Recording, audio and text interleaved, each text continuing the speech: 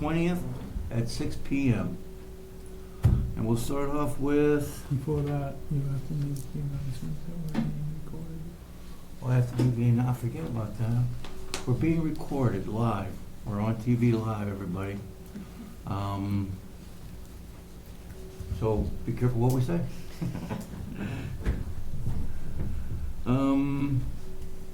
Mrs. Ricky, 250 Reed Street? Rucci. Yeah. Okay, what you got here? What's happening to you?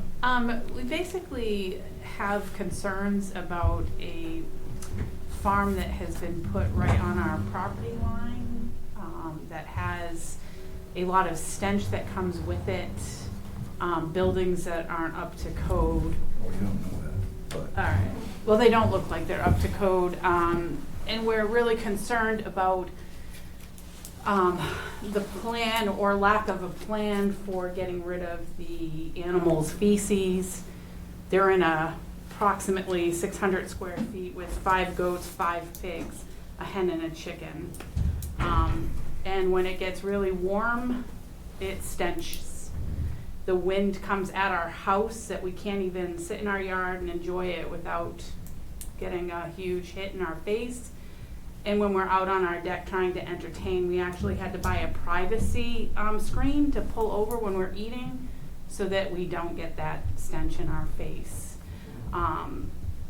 You know, we went on vacation last year. They had the pets towards the wetlands. And then when we came back in April, they're now on the side of our property line. The goats are. The pigs too. The pigs are still in the wetlands, in the mud. But it's like total muck. I never see them out there cleaning the area, so I don't know. You know, I've looked through Massachusetts bylaws, and Massachusetts has some. I know South Hadley has some. And we're just trying to figure this out because we're new homeowners. We bought the house 3 years ago. With no farm. These people bought the house 3 years ago as well. When we purchased it, it was a beautiful house next to us, and now all of a sudden it's just muck, total muck. The whole back half is muck, and where they've put these animals is muck, and the stench is just really bad. It's coming in mini splits now, the smell, when the wind blows just right, and summer's not even here yet. Last summer was disgusting. And that's why we had to buy the privacy screen, because sometimes the people don't even want to eat out on the deck because the stench was so bad. Not just the animal smell, the feces too. I don't know how much they clean it or what they do. I don't know what their plan is. I just don't know how you can go from a backyard that was normal to a farm without getting permits of anything. And I know if Warren doesn't have any bylaws, they have to go standard by Massachusetts bylaws, as I was told by a farm lawyer. So we just So, I mean, have a lot of concerns. Yeah, because now it's coming into my home. With the smell. mini splits, we have the It's- heat pumps, so it pumps in the air. And it comes converts in, it it comes and- in the cold air in the pellet stove too, sucking the air out from, for the pellet stove. And it's just, So we have, it's chaos. we have concerns. I draw the line when I gotta smell it in my house, Sure. Sure. and, in the wetlands, we went to build our deck, cause we kinda like did our whole house up, fencing, everything. We put a new deck, and we went by the laws with the conservation. We could we could only go out so far because of the wetlands. We had to be so many feet. But they got a farm right on the wetlands, and, I just don't understand, how they got away doing that and nobody not doing anything about that. And Have you it's- talked to the conservation Well, committee? at all? Tammy, We talked to was the supposed to town, get and they the, suggested that we Board of come to Health, this the meeting. building inspector and the conservation people, they were all supposed to get together and come up with a plan. And this was going on now for a year and a half. And I did talk to a farm lawyer, and they said, we'll give Warren some time to make their plan. And then by midsummer, if they don't have a plan, come see me. But we don't obviously I don't want wanna to go that route. I just, He's this frustrated. smell is disgusting. It's just very frustrating, we love Warren, we love where we live, this is the reason why we chose Warren, and now we don't know what to do because it's so bad. And, you know, What is the address of the property? 276, 276. Read. and I know last year the Board of Health had to send them a letter to clean up their garbage because we had a problem with their garbage, which they still don't cover. They load it up and then it sits again right on our property line. So, I mean, we're at like a lose-lose because we can't talk to them about it and we have no idea what we need to do. We just need something to, like, what is the plan for removal of The feces and the mud, how do you clean that? Yeah. You know, it goes into the wetlands. This, in the wetlands with it. And then from there, it's probably gonna hit the water table, and then Yeah. who knows where it's gonna go from there. Sure. So we So just what- have concerns and we need to, you know, come up with a solution. Because this summer, I don't want to smell that anymore. It's embarrassing to have family over and they smell that. Sure. You know, it really is. You know, I live the reality of that. And, you know, you can't see my reality. You could just think of what I'm saying. But to actually be in the backyard, and when that wind blows, it's like you don't even want to be there. That's how bad it is. Especially in the summertime, it's the worst. We did invite Jim, Ferraro. to come over, and he did come back there, and I know he took some pictures. But I don't know, they were supposed to have an inspection, so I'm not really sure, but we had come at the same data, and they invited us to this meeting to bring up our concerns, but that's our concern. And then there's a bale of hay that was in their yard for about, let's say, a good 8 months, rolled up, that was sitting right next to their trailer. I woke up one morning and that bale of hay was across the street in the woods, not in the woods, but on the side of the road, kind of where they parked their car. They made it actually another parking spot. And it was sitting there for about 4 days, and then they knocked it down and spread it all out evenly. So I came home 3 days later and it's all messed up. I don't know if the DPW had to go there to open it up because of the drain. But, you know, that's another issue, you know, so I'm just fed up. There's no responsibility. Take a drive by there. I mean, look across the street, look at the hay. You know, I had it on video. I went to get the You video. people are home And during the day? it was gone. It disappeared. Sorry, I didn't hear that. So you people home during the day? I am sometimes, I work in retail, so I'm all over the board. When is a good time for me to come up there and, Tomorrow? I'm When? I'm What home time? until 1 o'clock tomorrow, so 1 in the afternoon. Okay, so, I'm not available during the day tomorrow, but around 4:30, 5 o'clock, if someone's around. I'm a truck driver, so I mean, my days vary, so. Yeah, mine. Fortunately, I'm closing both Thursday and Friday, so. Okay, so what can we do Saturday? Could you go there without us there? You have my permission to go on.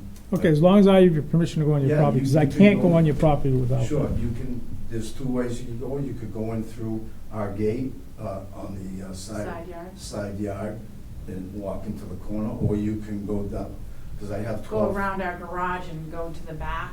by Well, I the- wouldn't go that way, Oh. because it's all, the wetlands, it's all up there.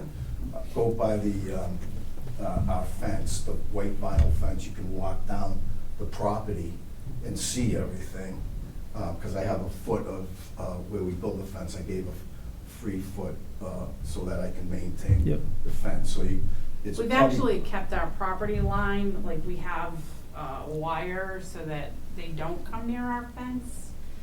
Because we spent a lot of money on that vinyl fence, and just the way that they have been since we've moved in, we didn't Yeah. want any damage to it. So it is lined, but you can walk down that Okay, way. so I'll get up there tomorrow afternoon and walk the area down, look at it, take some pictures, see what I can do, because I'm also gonna have to get conservation involved with this.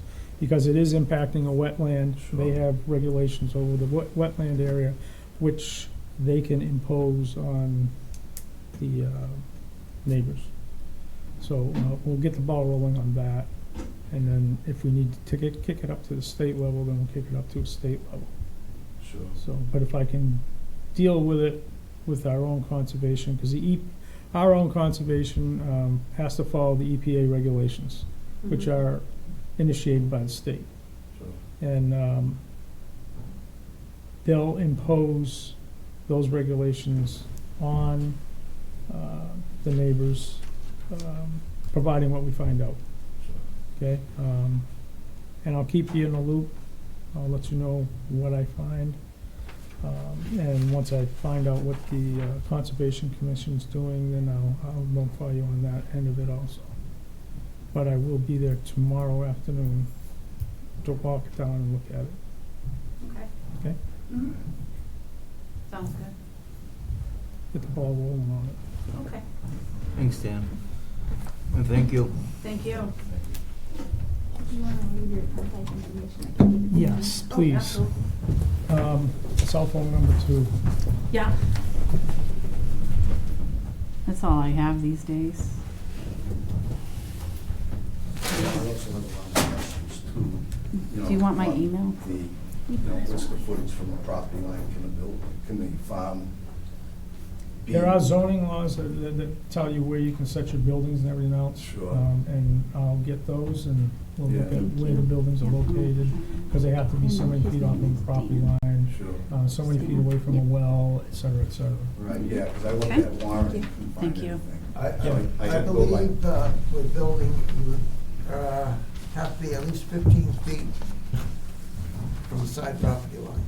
Yeah, well, they're probably maybe a foot.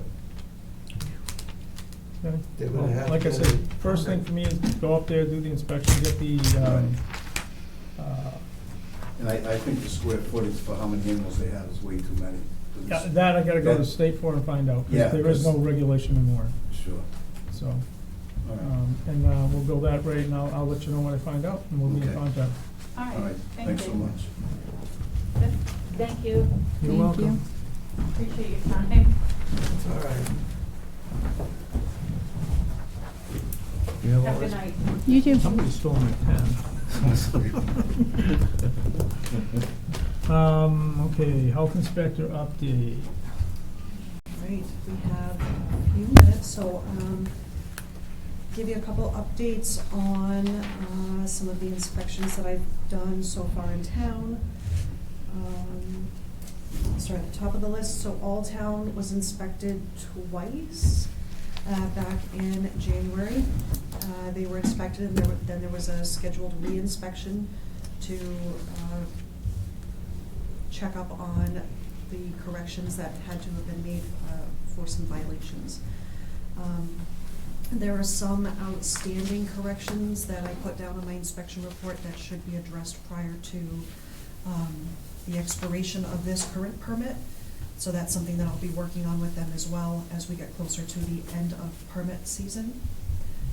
But one important note is that they had a soft serve ice cream machine there on site, which I was aware of from my previous position with this town.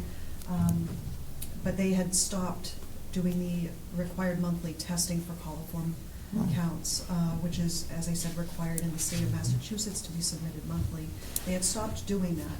And in addition to that, they were also using that ice cream machine to package ice cream on site for individual retail sale, without labels, without batch numbers, any traceability, they did not have a recall program in place. So worked with, back and forth with some emails with general manager, managers, and corporate, and the decision was made to pull that unit from their store. I have not gone to visually verify that the machine has been removed, but we did get an email confirmation from corporate that the machine was removed on January 12th. So I will be going around just to make sure that that's been taken out. So that is all set. I have tried several times to go to Countryside to go do inspections, but that one seems to be closed There's a sign on the door that says that they're closed until further notice. So I'm not sure what's going on with that, but I'll continue. They are on my list because they do have an active permit in town. Dippin' Donuts, again, I went there twice. There was an inspection and then a scheduled re-inspection 7 days later. They are all set. They have a few outstanding items that need to be cleared up before, again, they get re-permitted. But I will continue working with them on that. It's just simple things like getting more people ServSafe certified, Yeah. and, you know, getting the people in charge who are on-site certified. Dunkin' Donuts, that one I inspected. I believe that one was twice as well. And they're in good shape, much better than the last inspection that I had the last time around. They're in really good shape. Again, because they share a building with Alltown, there are some structural or facilities type maintenance requirements that I've placed on both to be completed before we re-permit them. Let's see what else have I gone through. Both of the schools, those were pristine. Never seen any issues in either of the schools here in town, and, you know, they maintain very excellent food safety standards. Where else have I been? Warren Package Store and Village Market, and then One Stop, Warren One Stop, have been inspected. So that's the list of completed inspections so far. I don't have any outstanding re-inspections until we discuss my most recent inspection at Village Market, but right now I'm gonna be starting with the next round of inspections, routine inspections, and those will be unannounced, and I will update you at the next meeting. Thank you. In addition to that, I wanted to mention 2 trainings that I was interested in. I'm not sure if they have been brought up, but for one, I was interested in going into an AFTO credentialing. There's 4 different credentials that I would qualify for, and I was interested in talking to you guys about that. And in addition, there are fees associated with those, but there's also my housing certification, the MassFit housing. They just posted today that there is a recertification program coming up that is free of charge. It is through the MassFit housing. The deadline to apply is April 8th. The classes are 2 days. It's April 23rd and April 24th from 9 a.m. until noon. It is free. I would like to join that training. If it's acceptable to the board, I would like to do that, and I'm willing to do that on my own time. And again, there's no fee for that. I'd say yes. I have a yes. That's all right with me. Okay. Yep. Dan, okay with you? Yeah. So as far as the AFTO credentialing, there are 4 credentials. It's Food Safety Regulator Certification, Food Foundations Regulator Certification, Manufactured Foods Regulator Certification, which may not necessarily apply to my job here in town, but as far as some of our establishments that are pre-packaging on-site for individual retail sale, it may fall in. And then also Retail Foods Regulator Certification. Those are the 4. There are fees associated with those, and I'm curious if the board might be willing to pay for that fee. We obviously don't need to discuss it or have a decision made on it tonight, but I wanted to throw it out there. It would be under $1,000 for all 4. It's something that I would be interested in committing to completing within the next fiscal year. And if the board is so willing to allow me to do that and to invest in my education, I would be willing to in turn discuss a commitment to the board to maintain my status as your health inspector in the town of Warren, at least through FY25 for the next fiscal year, or start the conversations at that place, I should say. Okay. Yeah. Good enough with me. We can have that discussion. Okay. Now, or, No, later on. okay. Thank you. I think that's it, unless you have questions. No, we're all set. All Thank right, you very much. thank you. 10 minutes to spare. Is there interest in having for housing inspection, having her start that? That would be the housing. Yeah, did she? Yeah, I didn't bring that up in another meeting. Okay.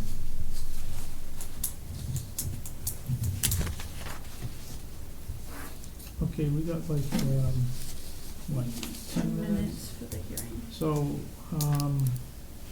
why don't we jump into transfer station? Like 10, we're waiting on a couple of things from Matt, who's taken over Scott's position. And that's going to be for the 2 wells on North Street there, on the sampling of them, to see if, what those costs is, what kind of contaminants they have elevated, or if they are close to being elevated, or, near the top of the maximum contaminated level. That's South Street, South Street. not North. South Street. Because then, once we get that information, we can then determine whether on how to propose bringing them on to town water, and getting off of their wells. That'll be an important factor. Other than that, in the budget, I put in, I don't have it in front of me, but I put in money for the repair of those tubes that let that gas out Oh, of the. sampling, Yeah. Yeah. As one of them was broken, Yep.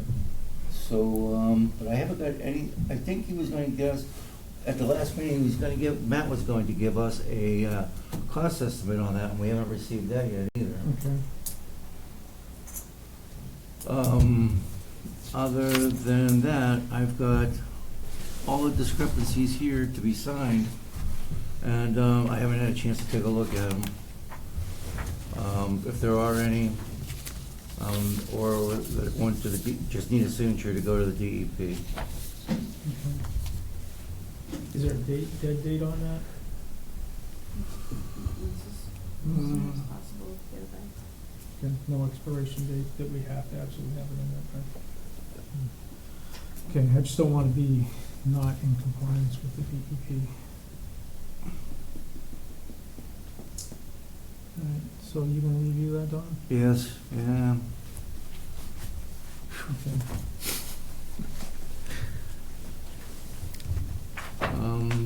You're Yeah. you're the chair. Might have to get a more comfortable chair. Okay. Transfer station. How about the proposed bylaws? That's the paper I gave you.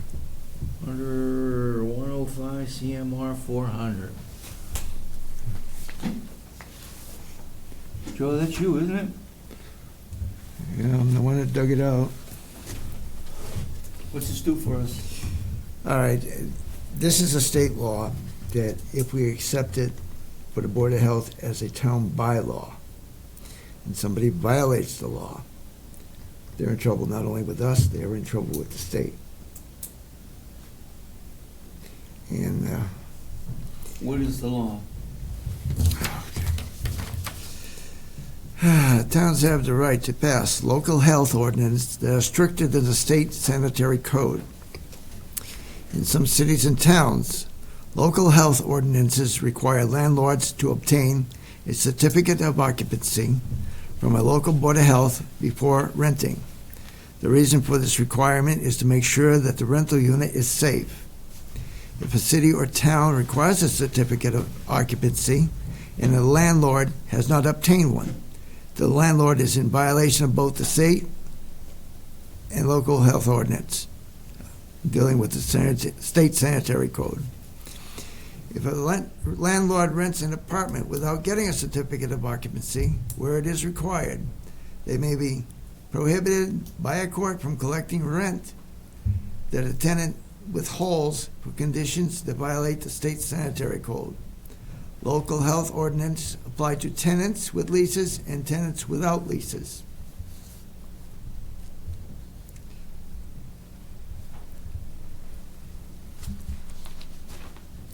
I make a motion to propose it to the planning board. I'll second the motion. Dan? Yeah, I think it's a great idea. yeah. But right now, they're just letting people in and going, oh yeah, it's fine, you can live here, and then all of a sudden, you know, they're finding out that, the windows leak like heck, there ain't no fire escape, I could go on and on. May I ask a question, Go ahead. please? If the board were to enact something like that, as your only health inspector and your only contracted health inspector, I don't know if you would be asking me to do any of those inspections, or would the board be taking those on yourselves? I believe that the board could take on an empty apartment health inspection. I mean, we're not dealing with somebody that's already living there because they would be grandfathered if this became town by law. What we're dealing with is an empty apartment that some landlord wants to rent. We could inspect the place and say, yes, or fix this before we give a certificate. I would like to take this and look at it a little bit more in depth before we make any acceptance or review or move this to the planning board to make sure we have all our ducks in a row and make sure that this isn't partially covered by or already in the sanitary code.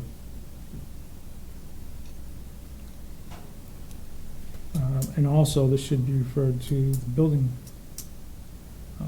department, because the other ones would have the authority to issue citations under the building code. Under the building, not the planning, huh? Right. I got you. So I think we need to look at it a little bit more in depth before we jump into it. Well, it's almost evident from, well, you know, just an observation, that it's not out there, it's not being practiced, it's not being enforced. Right.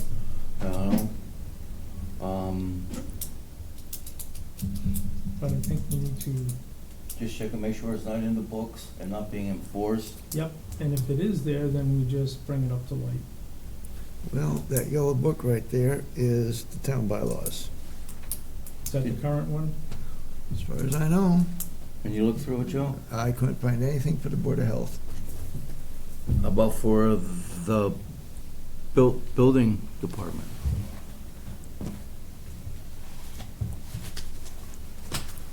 Anything there?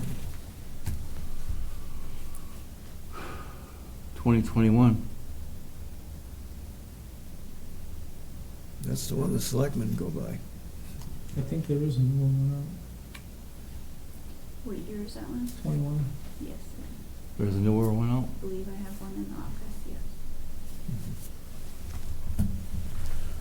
Okay, let's move it that way then. Let's find the new version of that and check to make sure that it's not in there and see if we just have to make a motion to have those laws enforced.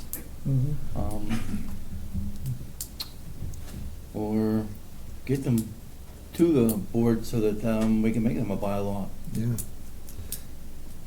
Because I don't know what their schedule is for, Well, I think to make this a bylaw, it's gonna have to go through the town committee, which is the planning, the selectmen, and then it's gonna have to be brought up to a town meeting. yeah, it has to go to the annual town meeting. Okay, that's coming up soon. June? Yeah. Yeah, so if we can get this rolling right now and find out if it is in the regulations, then we'll just step it and move forward. Awesome. Let's do that. Now- That's a necessity out there. Now, I added a second page We have dealing with 1 minute. basement apartments and radon, and balloon construction and attic apartments. It was kind of interesting on the balloon construction, Joe. How can you take a balloon construction house and turn it into a non-balloon construction? Somehow in there, you're gonna have to put these, fire blocks in there, so you have to tear down an inside wall Well, Don, and put the, we have to move to 6:30. it's interesting, Joe. Got a lot of work to do that. So, at 6:30, we've got, what do we got here? Hearing. The permit hearing for Village Market. We want to give them 5 more minutes to get here? I believe it has to start right on It time, has and you to have to start take right roll on call. time, so If Okay. they're it's not posted here. that way and it has to go that way. Okay. So we'll start with, Trish, you're up on that. All right, well, thank you. So on March 16th, I came to town to do some routine inspections, and I decided to start at Village Market. I arrived at approximately 12:45 in the afternoon. I arrived on site for a routine inspection. I announced myself as the health inspector in town. I had my badge, which I showed to the woman at the counter, and I announced that I was here with the Town of Warren Board of Health for a routine inspection, and I asked for the person in charge. She told me she was not the person in charge, and that's what set the chain of events for the next few hours. So unfortunately, the person in charge is a requirement in the Massachusetts Food Code. It's 105 CMR 590. I guess to save you all, I was there for several hours. Dawn, thank you so much for coming out to bear witness. Because I do not have the authority to revoke or suspend any permits or do anything without the board's authority and permission, I reached out, and Dawn was able to come out. Essentially, what I saw at this establishment was, it was the worst inspection I've seen in my career as a health inspector. The number of violations that I was able to, when I was actually able to sit down and dig through the code, it's these 3 pages here. They're also listed up here, along with a description of the violation. So this is 3 pages in, I believe it's 12 font. It's pretty extensive. So it begins with no person in charge was on site during the hours of the operation. And when I was able to get the owner on the phone, she was able to verbally tell me that the female behind the counter is her mother, and she gave her mother permission to be the person in charge. However, that did not really satisfy as we moved forward, because the person in charge is supposed to be knowledgeable in food safety and is supposed to either be very knowledgeable or have a certified food protection manager certificate, which this person does not, and this individual was not able to answer any questions. In fact, this person made it quite clear several times, if you recall, that she does not handle food.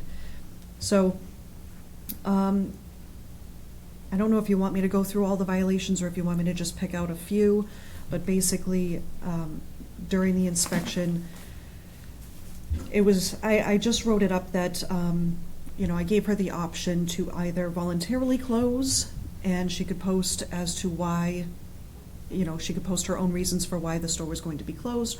Otherwise, I'd have to come back here to the office and gather a member of the board, and we would have to go back with closure notification. So she chose to voluntarily close. And we left it on the inspection report that this would be, not able to reopen until certain criteria are met, and then not until a reinspection has been completed, and that all violations have been corrected satisfactorily to the board. Basically, before we get into the pictures, I'll just say that there was so much buildup and debris and clutter. There was no clear separation of food products to chemicals, dirty, clean. There was no real organization or anything. It was really alarming. So my recommendation was that all perishable foods must be destroyed and cannot be present in the operation. Foods cannot be sold, served, donated, or otherwise allowed for human consumption. The operator agrees to voluntarily dispose of all perishable foods. Otherwise, the Board of Health could issue an embargo order, and all food and non-food contact surfaces must be cleaned and sanitized prior to the inspection, to the reinspection, which should be scheduled with the Board of Health office. My suggestion is that myself and a member of the board should be there for any future inspections or re-inspections. And so, let's see, I don't know if you want to go through some of the photos. There was, this is a small refrigerator next to the ice cream machine that I was told is meant for only personal food products, but there's no evidence to that based on what was in there. Nothing was, there wasn't any label, and in addition, the picture that I took right here is just of the gasket showing some buildup and debris, which is probably one of the least of the issues at the establishment. So situations like this where we have detergents that are not food service safe, so we can't use the same detergents in a commercial facility that we could use in our own home. They have to be food service grade, and especially something like this, the Gain detergent that might have some fragrances and whatnot, are especially not recommended for commercial food service because of the risk of chemical residues being left behind, allergens, things like that. So certainly not food service grade. Dawn, on the other hand, some of the original Dawn may be EPA certified for food service, but these were the only detergents that I saw on site. And right here, we'll just see, some moldy bread that was in a pile on top of one of the chest freezers in the back, along with, disorganization and potential contamination of you'll see the aluminum pans and things like that. So just a lot of contamination risk. Right here in the ice machine on the right, you'll see that there's personal products in there, other items that are in there. If this is ice for use within the establishment for cooling foods, for adding as an ingredient to foods, for using for beverages, there should be nothing else in there. The designated person in charge for the day said that these were her personal items and that the ice is only used for bagging and selling for customers during the summer, which I was not aware of previously, and we should also be aware of, because if we're packaging ice for sale to consumers, there are some additional requirements in the food code for that. What was the ice machine in general? What was that? How was the ice machine in general? It was blocked by a lot of clutter. It did not appear to have been maintained or cleaned. There was no cleaning, sanitizing schedule that I could see. But again, with the enormity of all the other situations, it's something that I'm happy to address at subsequent inspections for the purposes of reopening this establishment. Because I think going along with an ice machine, there's got to be proper drainage, plumbing, water filtration, all I of couldn't that. access any of that. So next to the ice machine is that chest freezer. It actually may not be that one that's visible on the left, but it's the one that was certainly visible in the last picture with the bag of moldy bread on top.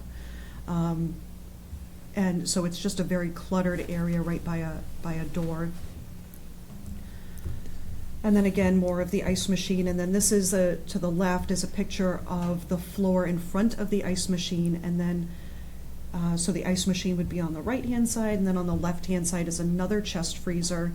And this is all debris that's fallen down. And then you'll see in the background, there's a door that, on previous inspections and my previous tenure on this board, for this town, that was a door that was able to be, it was an egress, so it was able to be opened and accessible to the outside.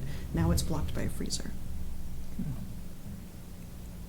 So that's another picture on the left of the closed ice machine. You'll see how much there is up on top. There's not much room to get in there and see underneath or around. And then this picture on the right is, that's looking directly at the chest freezer, which on top of that was the moldy bread, and then to the left of that would be the ice machine basically as we're seeing it here. So there's potatoes on the floor, there's containers, there's utensils. This is indicative of the entire establishment. There is no organization, no segregation of food, no segregation of clean utensils. It's really disturbing, and I couldn't get into all the layers of what's in there, but just on the outset, it's not a good environment for food safety. This again is in that same area, so there's the bucket with the onions.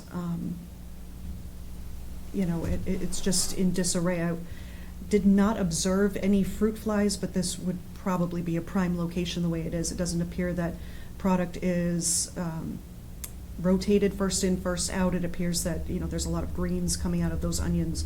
It appears that this produce is just there and not rotated out. And then the picture on the right is underneath the fryolator or somewhere around that area, and you can see the buildup on top of that, the plastic container tub. You'll see the breads, just a lot of food debris. There's a knife on the floor underneath, an oven mitt on the floor.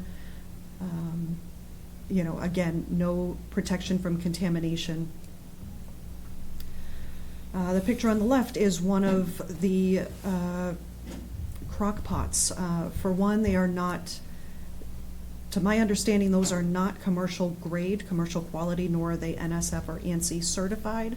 So I'm not sure if they would meet our standards for durability. But in addition to that, there's old, cold liquid. The designated person in charge, again, several times stated that she has nothing to do with the food. So there was no idea of how long that had been there, when it was there, why it was there, when is it being disposed of, where is it being disposed of, any of those things. In addition to that, behind that crock pot, you'll see the wood. That is unfinished wood right above a prep table, which is not a material that is approved for use in a food service establishment, so that would need to be brought up to compliance. Right, all surfaces are supposed to be Smooth and easily Smooth, cleanable. right, Yes. washable, Yeah, cleanable, yeah. and not absorbent. Correct.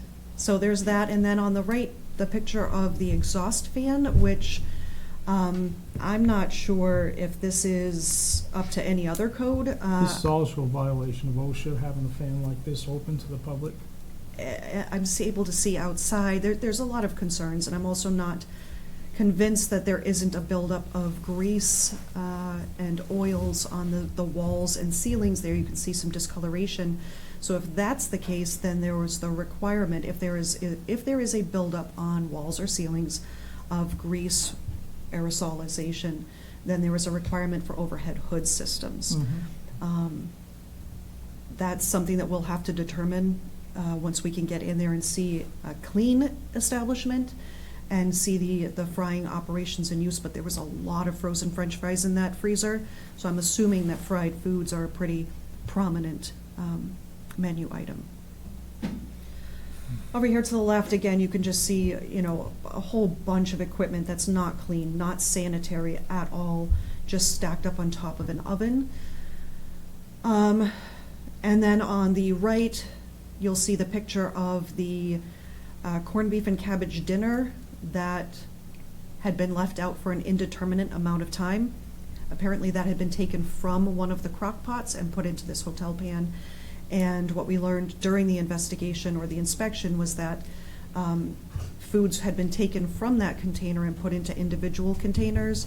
And then when I first walked in, I noticed them stacked up on the prep table next to this. And then as we were distracted by other things, eventually they ended up into one of the refrigerators, where you'll see in a subsequent picture that the temperature was at, I believe it was 82.2 degrees for the foods that are in the cooler.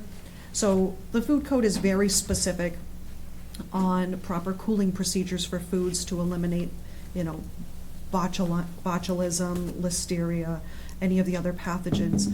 Here we'll see a picture of, on the left-hand side, it appears that there was a broken spaghetti can sometime that smashed and was all over this paper bag, which held, I can't remember if it was food or paper goods, but some kind of product is in it directly on the floor. The spill was not cleaned up as evidenced by all the debris on the floor. And this debris on the floor is not indicative of a in-use kitchen.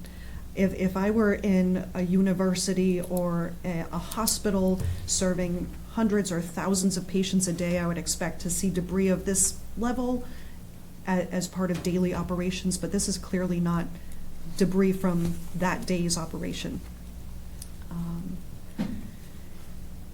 And then over here, so the honey is not necessarily needed to be, it's not necessarily a violation, but it was in very, poor condition inside, and I'm not sure what the sanitary conditions are since that is a customer self-service area, and just a lot of questions on that. The picture on the left is a picture of some of the containers that were in the trash next to the hand sink that the designated person in charge told me those products are removed from the packages and then repackaged, which I saw, and there's further pictures down the line of them being repackaged. The problem with this in particular is that these products had an expiration date from the manufacturer of March 6th, and as I mentioned at the beginning, this inspection was at March 16th. The designated person in charge said that that was from that day. She had taken them out and repackaged them.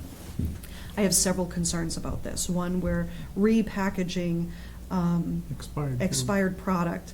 We're also not, as we'll see in subsequent pictures, they're not labeling them with ingredients, allergens, dates, place of manufacture, all the requirements for food labels. So a lot of questions here, and it was very difficult to get a straight or believable answer for what the routine practices are. Again, here on the left, you can see just more of the products that were out at the coffee station where people, I saw one person who I was told was not an employee there, walked back to make a coffee. So this is, I don't know if that's personal items or if that's, it really wasn't clear. But it shouldn't be in front of a coffee station for customer self-service. The picture on the right is again more cookies that were there on that table, again right in front of the self-serve coffee station and right near the hand sink, which is, it's one of the violations in here that, we shouldn't be prepping foods or things like that right next to a hand sink. There's too much risk for contamination. And again, the date on this one is 3/10 for these cookies that are repackaged and sold for individual retail sale. Picture on the left is the hand sink. Hand sinks should be used for hand washing only. So the fact that these utensils were moved from the side of the hand sink and placed inside the hand sink, it's a violation either way. In addition to that, when I asked the designated person in charge if her hands had been washed prior to cutting and repackaging the food items, I was told yes. It was probably within the last hour, I believe was the phrase. And when I went to wash my hands, it took upwards of a minute to get water that was even remotely warm. So that's indicative, based on my professional experience, it's indicative of a hand sink that has not been used recently. Were there any postings, like this is the hand sink, this is, I don't recall. I believe that there were not, and I'm not sure if there's any pictures. There was, I'll be honest, I was a bit overwhelmed. There was a lot going on in this inspection, so I'm not sure, but certainly it's something that I would like to bring up to compliance eventually, but there is a lot more food safety-wise than just a placard on a hand sink. So this picture on the right-hand side is again more, there's apple cider donuts. This one I was told is a personal product. This is for personal use. And then, it was determined that no, those are used to repackage. Again, it's unclear what the actual procedures are, but these are expired and should not be repackaged for individual retail sale. This picture on the left is the picture of me taking a temperature of the corned beef dinner that had been packaged, that had subsequent pictures, you'll see it out on the prep table, and somehow it got moved into that deli display case, but clearly proper cooling procedures were not taken. In order to properly cool foods, you need to take those foods from a hot temperature, 135 degrees or above, and bring them down to 70 degrees or below within only 2 hours. This designated person in charge could not define the procedure, could not tell me how long that corned beef and cabbage dinner had been left out. Questions could not be answered. So this is a huge violation of food safety practices and is a humongous risk to the public health. The picture on the right-hand side is a picture underneath the coffee station, so this is underneath the sink. You'll see, again, just disorganization, a bunch of clutter and potential for contamination. And then, again, the picture on the left, this is trying to count how many prepackaged corned beef dinners had been made. I think there are other pictures where we can get a better estimate. But you'll also see the head of cabbage just sitting out on the stool next to the container with the sanitizer tabs, which were, they were so expired that they didn't even have an expiration date on them. Also on the floor by the designated person in charge's feet, you'll see just a container of rolled toilet paper on the floor, which has no place, being right in front of a deli display case in a working kitchen.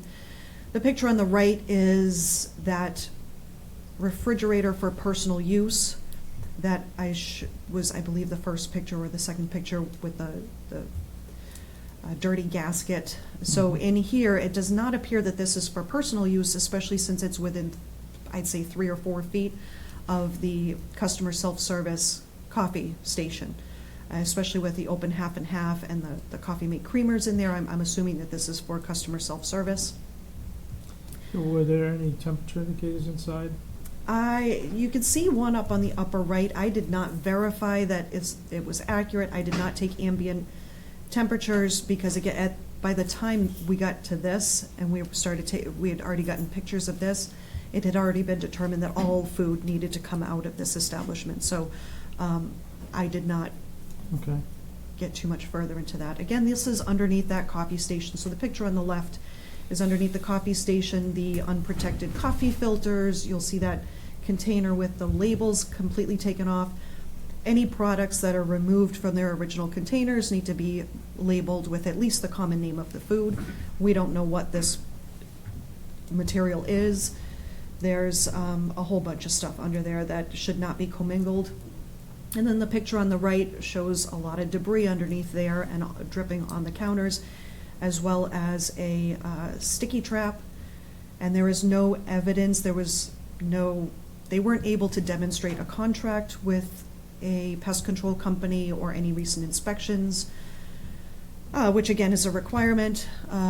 So I'm not sure if they placed the sticky traps or if that was a company. Questions could not be answered. More debris on the left-hand side. On the right-hand side, these are some sanitizer test strips, chlorine sanitizer test strips that expired in 2022. I believe there were 2 or 3 bottles of this.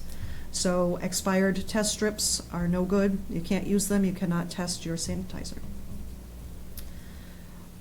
Again, the bottle on the left-hand side. And then the bottle on the right-hand side is a bottle of sanitizer tablets. But unfortunately, there's no expiration date on these, which means that they are older than the requirement to have expiration dates on sanitizer tablets. If there's no expiration date, then they must be discarded because any sanitizer tablets sold now, and I can't remember when that began, sometime in the 2000s, everything had to have an expiration date on it. On the picture on the left-hand side, this is some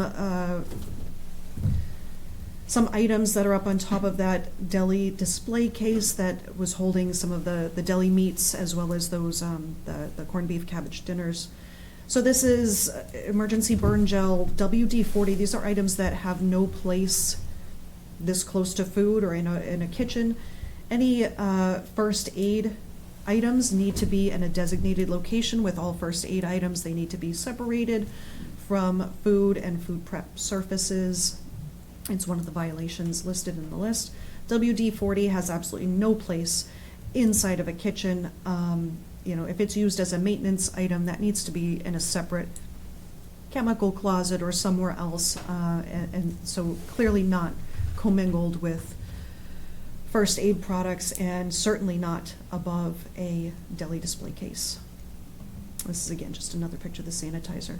So next to that WD-40, up on top of that same deli display case, you'll see the hydrogen peroxide next to salt, just indicative of the lack of organization and randomness of it all. The picture on the right, the microwave oven, the door was open and ajar just like that. I did not pop that open. So you can see inside to just the insanitary conditions inside. The food code does require that microwave ovens and other non-food contact surfaces that may be in use must be cleaned at least once every 24 hours when used. This one clearly has not been. In addition to that, underneath, there's, I think in another picture, we're going to see what appears to be flower petals or something. I'm not sure. There's a whole bunch of different items under there that do not belong in a commercial kitchen. Again, so that, yes, this is the close-up of that. Just, It's not cabbage, huh? I have no words. So moving on to the next pictures, if you like. So this is the bag of cabbage that was on the floor in front of one of the chest freezers. And this was in the walkway in the main area of the establishment, the main retail area of the establishment, but it goes, this is in the walkway leading up towards that customer self-service, apparently coffee station. So this is a bag of heads of cabbage that are just on the floor. Problems with this is food should be at least 6 inches up off the floor for one. Foods should be protected from contamination. This is not. There's holes in this bag. When I asked the designated person in charge, why is this on the floor? Well, it just came in. I just brought it in. Where did it come from? I just got it from, I think it was Restaurant Depot or something. Where are your receipts, where are your slips showing that you just purchased this today? I don't know what's out in my car. Okay, well, this needs to come up off the floor. This was one of the first things that I mentioned. And it was very difficult for the designated person in charge to lift it up and even put it up on top of the chest freezer, which indicated to me that that same person was not the one who carried it in from the vehicle. So just difficult to get straight answers. So this is one photo of, I think there's a few, of the 3-bay sink in the back, which is not set up for wash, rinse, and sanitize. Dirty dishes in all 3 bays. Cold water in addition to that in all 3 bays. And it doesn't appear that there is any, again, we saw the pictures of the Dawn and the Gain dish detergents.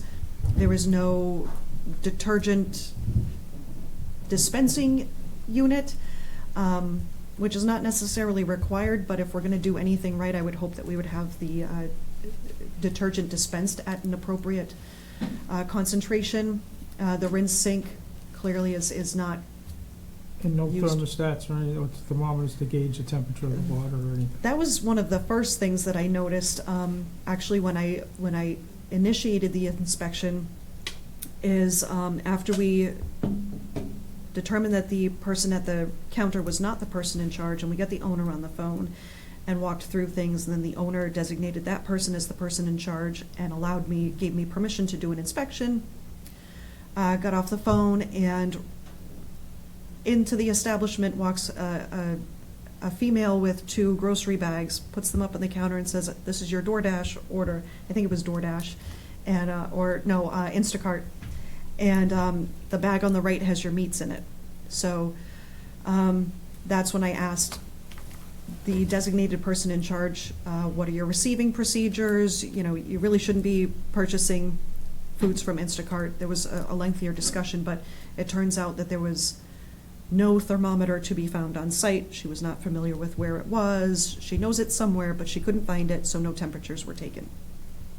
My assumption is that if there is one, it's somewhere, but that it hasn't been calibrated anytime recently, and therefore would be a moot point. Yeah. So this picture on the left is the chest freezer that just in front of that and on the floor would be that large bag of cabbage heads. This freezer, you'll see a bunch of frozen French fries, obviously, but there's also meats commingled in there and other products, pierogies. It almost seems that as things are purchased from other stores, they're just brought in and just Oh, dumped. yeah, and if So you look at the cabinet tops themselves, they're mislabeled as to, it's, you know, there's a lot. I think this used to be, yeah, there's just a lot. used to be an and ice then- cream container. Yeah, yeah. And then on the right-hand side, this is the picture of everything, if you want to go back really quick, thank you. The picture on the right is buckets of miscellaneous chemicals underneath the 3-bay sink that do not belong in a food service establishment. And I do recall in one of my previous inspections at this location that was brought up, and I'd have to dig through the file, and it's a moot point now, but any chemicals that are not safe for food service should not be in a food service establishment. And there's many things in there that should not be. You can move ahead in the pictures, please and thank you. So that's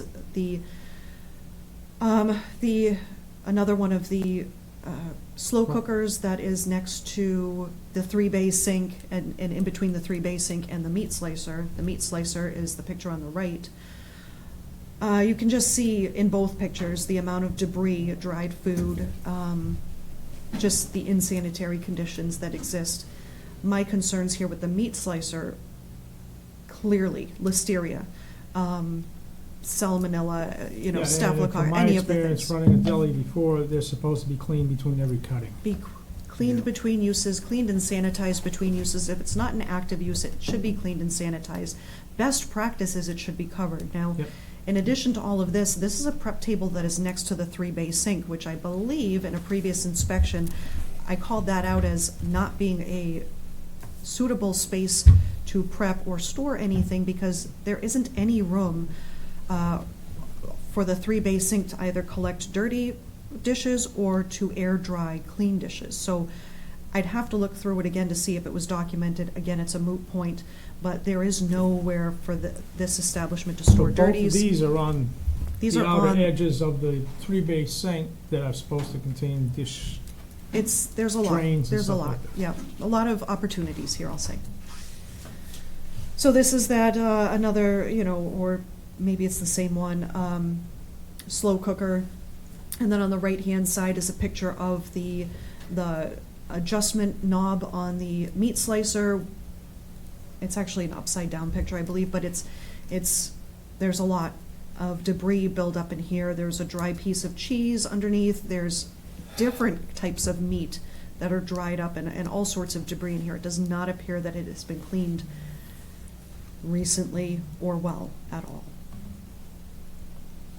This is pictures of inside of the reach-in cooler to the right of that meat slicer. So there's a crock pot liner and lid here on the left. You'll see on the bottom shelf, which is again indicative of improper cooling procedures. We should not be taking something from a crock pot, hot crock pot, or what have you, and putting it directly in there. Everything should be put into different containers and cooled properly.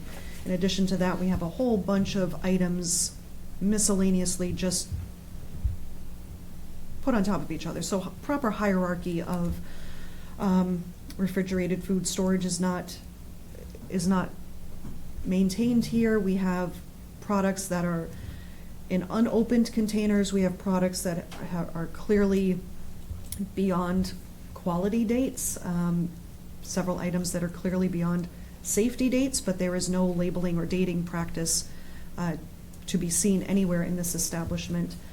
If you go ahead to other pictures, yeah, so this is the upper portions of that same refrigerator. The picture on the right is just an open thing of ham, just open to all the contaminants, just not protected from contamination at all. No date on it as to when it was opened, when it should be discarded, anything like that. The picture on the left, I did not dig in because I was afraid to touch anything and have it all fall out, but you'll see the radishes just open that are clearly very past quality, and underneath that just ham steaks that I I did not see the expiration date, but I'm going to assume that it falls with everything else and it's either past date or very close. Those 2 packages of meat right up there, those 2 white packages, I believe those are the ones that came in from that Instacart delivery that had not been temped. And it was not clear if this reach-in refrigerator was even holding temperature. I did not, at this point, it was certain that all of this food needs to be either embargoed or voluntarily disposed of. Picture on the left is just a further back picture of that same reach-in cooler. And the picture on the right is just as you walk into that kitchen area, there's the mop with dirty water in it, not hanging to dry. You'll see the stool with that head of cabbage on there. There's buckets and containers on the floor. I'm not sure what those are made for, what those are used for. Should not be there. And then that bag with canned goods should not be, certainly should not be on the floor either. Picture on the left is actually, I'm trying to take a picture of the restroom that's towards the back of this kitchen. There's a lot of debris and a lot of non-kitchen items back there that are stored. The only thing that I could say, I could not get into that bathroom, but the only thing I can say is that bathrooms inside of kitchens, the doors need to be maintained shut. So that would be a violation as well. The picture on the right, no idea what's inside of that. That is on the floor in front of that deli display case that holds the meats that they slice on that slicer and the packaged corned beef and cabbage dinners. Picture on the left is on the floor. Remember that picture of that paper bag with the exploded or spaghetti sauce debris. So this is very close by, and you can see the damaged cans, and then the jar with what appears to be dried spaghetti sauce debris on it as well that hasn't been cleaned up. I don't know. They're clearly, the designated person in charge was not familiar with any of the food safety practices, so I can't speak to any dented can policies, but those should certainly be considered as well. Mm-hmm. And I believe that's a fan on the floor next to those cans. Yeah, that's what it looks like. So the picture on the right is actually, that's meant to be the ice cream scoop sink, and I remember that was a requirement from when I was the inspector previously. That's supposed to be a drip well to clean the ice cream scoops. It's right next to the hand sink, and it's not in use right now, but underneath that, you'll see that trash can with the open containers that the bakery items were taken from. We saw previous pictures on. Mm-hmm. And this was the area where the foods are, that's where the hand sink is and everything. That's clearly their prep station for repackaging those goods. And the designated person in charge was able to locate some disposable gloves that are for use in the food establishment. They are bright blue, and I was not able to see any disposed gloves in this trash, which would be the likely disposal place for any food prep gloves. Later on, after some distractions and whatnot, it was I was told that those gloves, when she was able to remember where she threw them out, they were thrown out by the cash register. My gut tells me that gloves, clean hands, utensils are not appropriately worn or used, but not observed. Here again, that's the same picture on the left, and then on the right, this is just a photo taken from behind. You'll see that 3-bay sink, and then in the middle of that, there's that crock pot, the meat slicer, and then that reach-in cooler that we saw multiple pictures of. Underneath, there are boxes of containers, I'm assuming, but they're all covered in debris. And in front of that prep table, you'll start to see a bag that holds carrots, and there are other pictures that also show there's a bag of potatoes on the floor. It appears that this is where the vegetable storage is kept, which is not compliant. This picture on the right is actually a picture of a section of their counter leading up to their register. So this is not technically in the food preparation area, but it is right next to an area where I observed some ice cream cones and other potential food products, but this is just indicative of the situation in this establishment. Picture on the left is another picture of the left side, the left far back section of this kitchen. You'll see in that far left corner, that black piece of equipment, that's actually the ice machine. And then on the right of that ice machine is that chest cooler that has that moldy bread on it. I don't know, do you want me to stand up and show you? No. No, okay. So there's actually two chest freezers right there. One is to the Yeah, I see left one that's right white, here. and then the one on the right that's Yeah. white. And then in between those two, there's that dark, Right there. that's actually the ice machine. Okay. And then there's that door that leads to the Yep. back. So this is just another perspective of, this is the food service operation. And then the picture on the right is, yes, that's right in front of the fry machines. So the picture on the left is showing the back of that space, and then this picture on the right is actually showing the left side of that space. And all the equipment, utensils and things like that, disorganized, not protected from contamination. There's a trash there on the left. What we don't see in this picture is an open beverage, so a personal beverage right next to open, where the food is being prepared and cooked. You'll also see the extent of the debris on the floor in this particular section. Picture on the left is at the cash register, so that's where the cashier attendant stands. Again, not much for where the food is, but when the Instacart order was received, you'll see that the red peppers that were received from that Instacart order and were taken out of the bag are on the floor right there in the Mhm. center bottom of the picture. Yep. And then up on the left, there's the Old El Paso that came from that Instacart order. Picture on the right are the friolators, and yes, you can see the personal drink, the personal beverage right there, open container, as well as just disorganization. I don't know when that was cleaned. It's really unfortunate. There's the cardboard backing behind the friolators, which I can't imagine is up to fire code. It's certainly not a compliant material for use in a food establishment. It needs to be smooth and easily cleanable and non-absorbent. Picture on the left is the soft serve ice cream machine, which I was told is no longer in operation. I was told that it was never operable. I was under the impression that it was in my previous tenure, and that we had required monthly coliform bacteria testing as required in the state of Massachusetts. I'm not sure, I'd have to look through the file. I'm being told that it's not operable. It did not appear to be in operation. However, you'll see another picture somewhere in the slides that shows a buildup of debris where those caps are underneath. So the dispensing valves, there are caps that close onto it, and those caps are full of debris. So they're full of ice cream, dried old ice cream. I'm told it's not in operation, it's not running, so it's a curiosity if it's cleaned inside, why it's even there.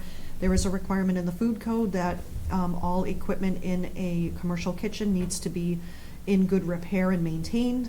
If it's not in good repair, if it's not operable, then I would recommend that be removed. I think that there's no reason for it to be taking up valuable space. This picture on the right is just, it's a closet just to the left of this ice cream machine.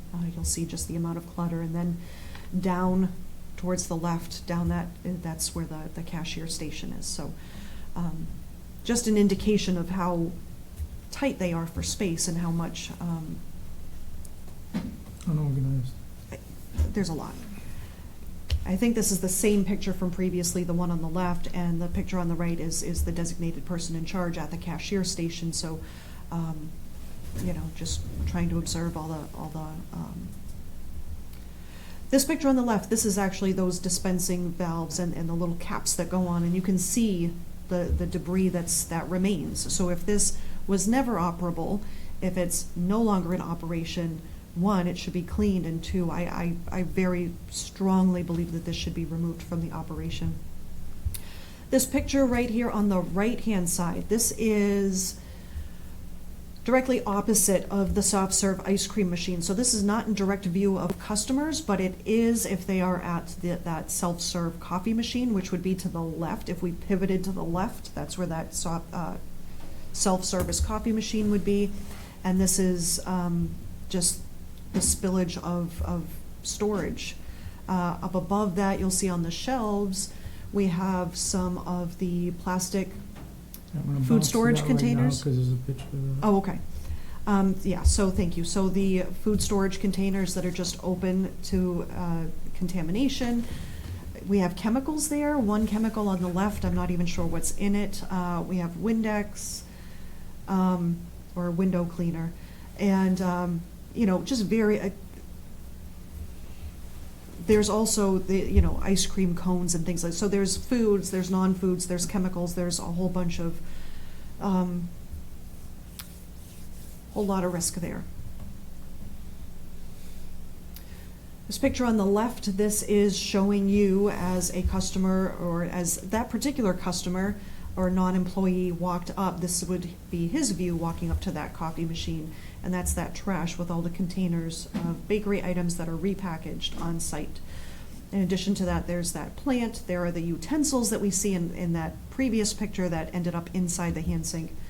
And then this on the right-hand side is, these are again food storage containers that are not protected from contamination. And this is, again, leading towards, you'll see behind this, there's that ice cream machine. So if you can get an idea of the layout of the establishment. Picture on the left is that chest freezer that we've seen previously with all the, so a whole bunch of storage containers and things like that, which are in their original sleeves, if they don't appear to be opened. However, we should not be storing them on the floor. I don't know what the bags are. So there's a lot of questions there. And then the picture on the right is actually the customer-facing side of that deli display case, where on the other side, we saw the burn cream and the sanitizer test strips, and that's where the corned beef dinners had been placed that were found to be at 82.2 degrees Fahrenheit. This picture on the left is all the bakery items that had been individually repackaged on site, and I put them into a basket because at the onset of my investigation, of my inspection, I noticed that these were not properly labeled, so they were in a basket so that we could ultimately take an inventory and see what products needed to be disposed of. After an hour or two there, it was, we determined that pretty much everything needs to go. But these are all, there's no allergen labels, there's no ingredient labels, there's no place of manufacture or place of packaging, there's no dates. The only thing they're putting on there is a common name and the price. The items on the right-hand side are all expired product that I took out of the customer self-service refrigerator as I was waiting for the designated person in charge to locate a thermometer to be able to take temperatures of the received meats. So these are all expired products, and then we're going to see further pictures of these later on. So this picture on the left-hand side expired in November of 2022. That was taken from the customer self-service refrigerator. The item on the right expired in January of 2024. February 2024, March 9th, for those eggs up at the top. Whole bunch of individual yogurt containers that are not packaged for individual retail sale. And the reason why I know that they're not packaged for individual retail sale is because those Activia specifically do not have an expiration date on each individual package, which means that they are meant to be kept in that package of 6 or 12. That Yoplait Light was so expired that you could not read the date on the label, but it appeared to be from 2023. The cheese, I think that says January of 2024. Yeah, I can't make it out. Thank you. So this one, another one, February 8th of 2024. Then we have these February 26th of 2024. And in addition to the dates on these heavy whipping creams, the expansion of that carton is indicative of fluctuation in temperature or time temperature abuse. So in addition to it just being expired, it's also been subjected to time temperature abuse. This on the left is a picture of all the products that I took, or a good majority of the products that I was taking out of that refrigerated unit. It was a good percentage of the entire inventory in that refrigerated unit that was removed.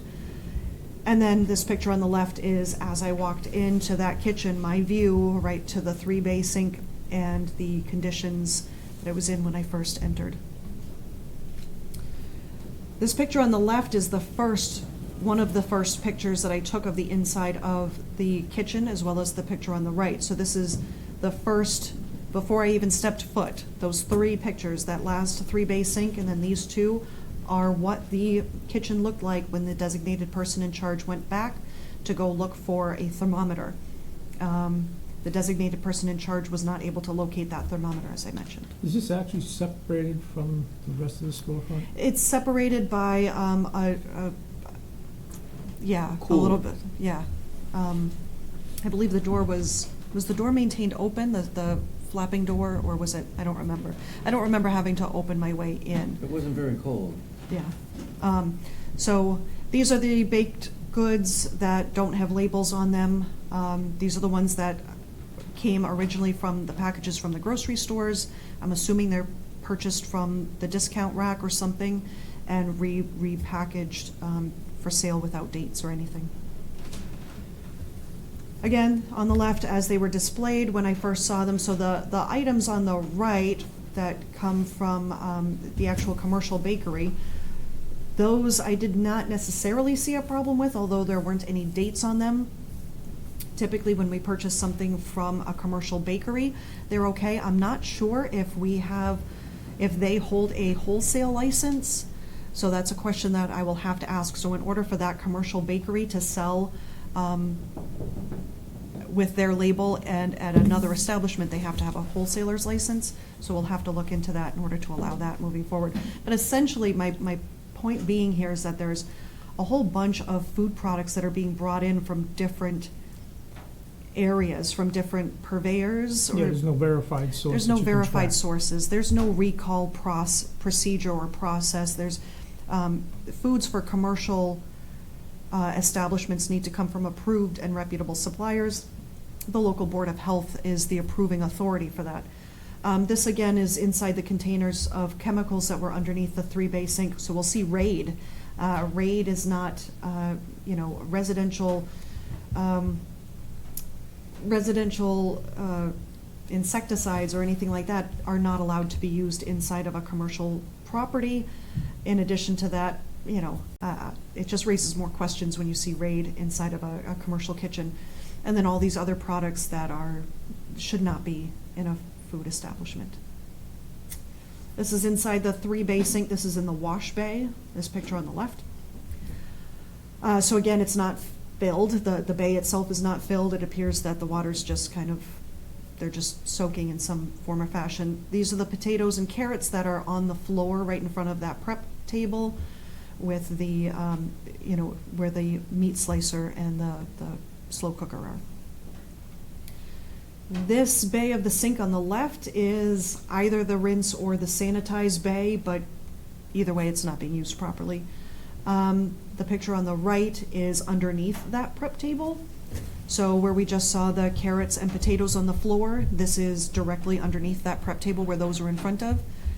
And then just more pictures. This picture on the right is actually taken inside that deli display counter. We saw the nice side of it for the customer side. This is the non-customer facing side. That almost liquefied head of lettuce. And then, there's a potato down at the bottom of the picture that was just open and well past quality. And again, no organization, no protection from contamination, no hierarchy. This mayonnaise manufactured in February of 2024. By date, it should be okay, but it was super liquidy. It was not, I'm not certain that it contained actual mayonnaise. I'm not sure. And then the picture on the right is, where the door opens, you'll see that where the door slides and all the debris build up. Again, same cooler.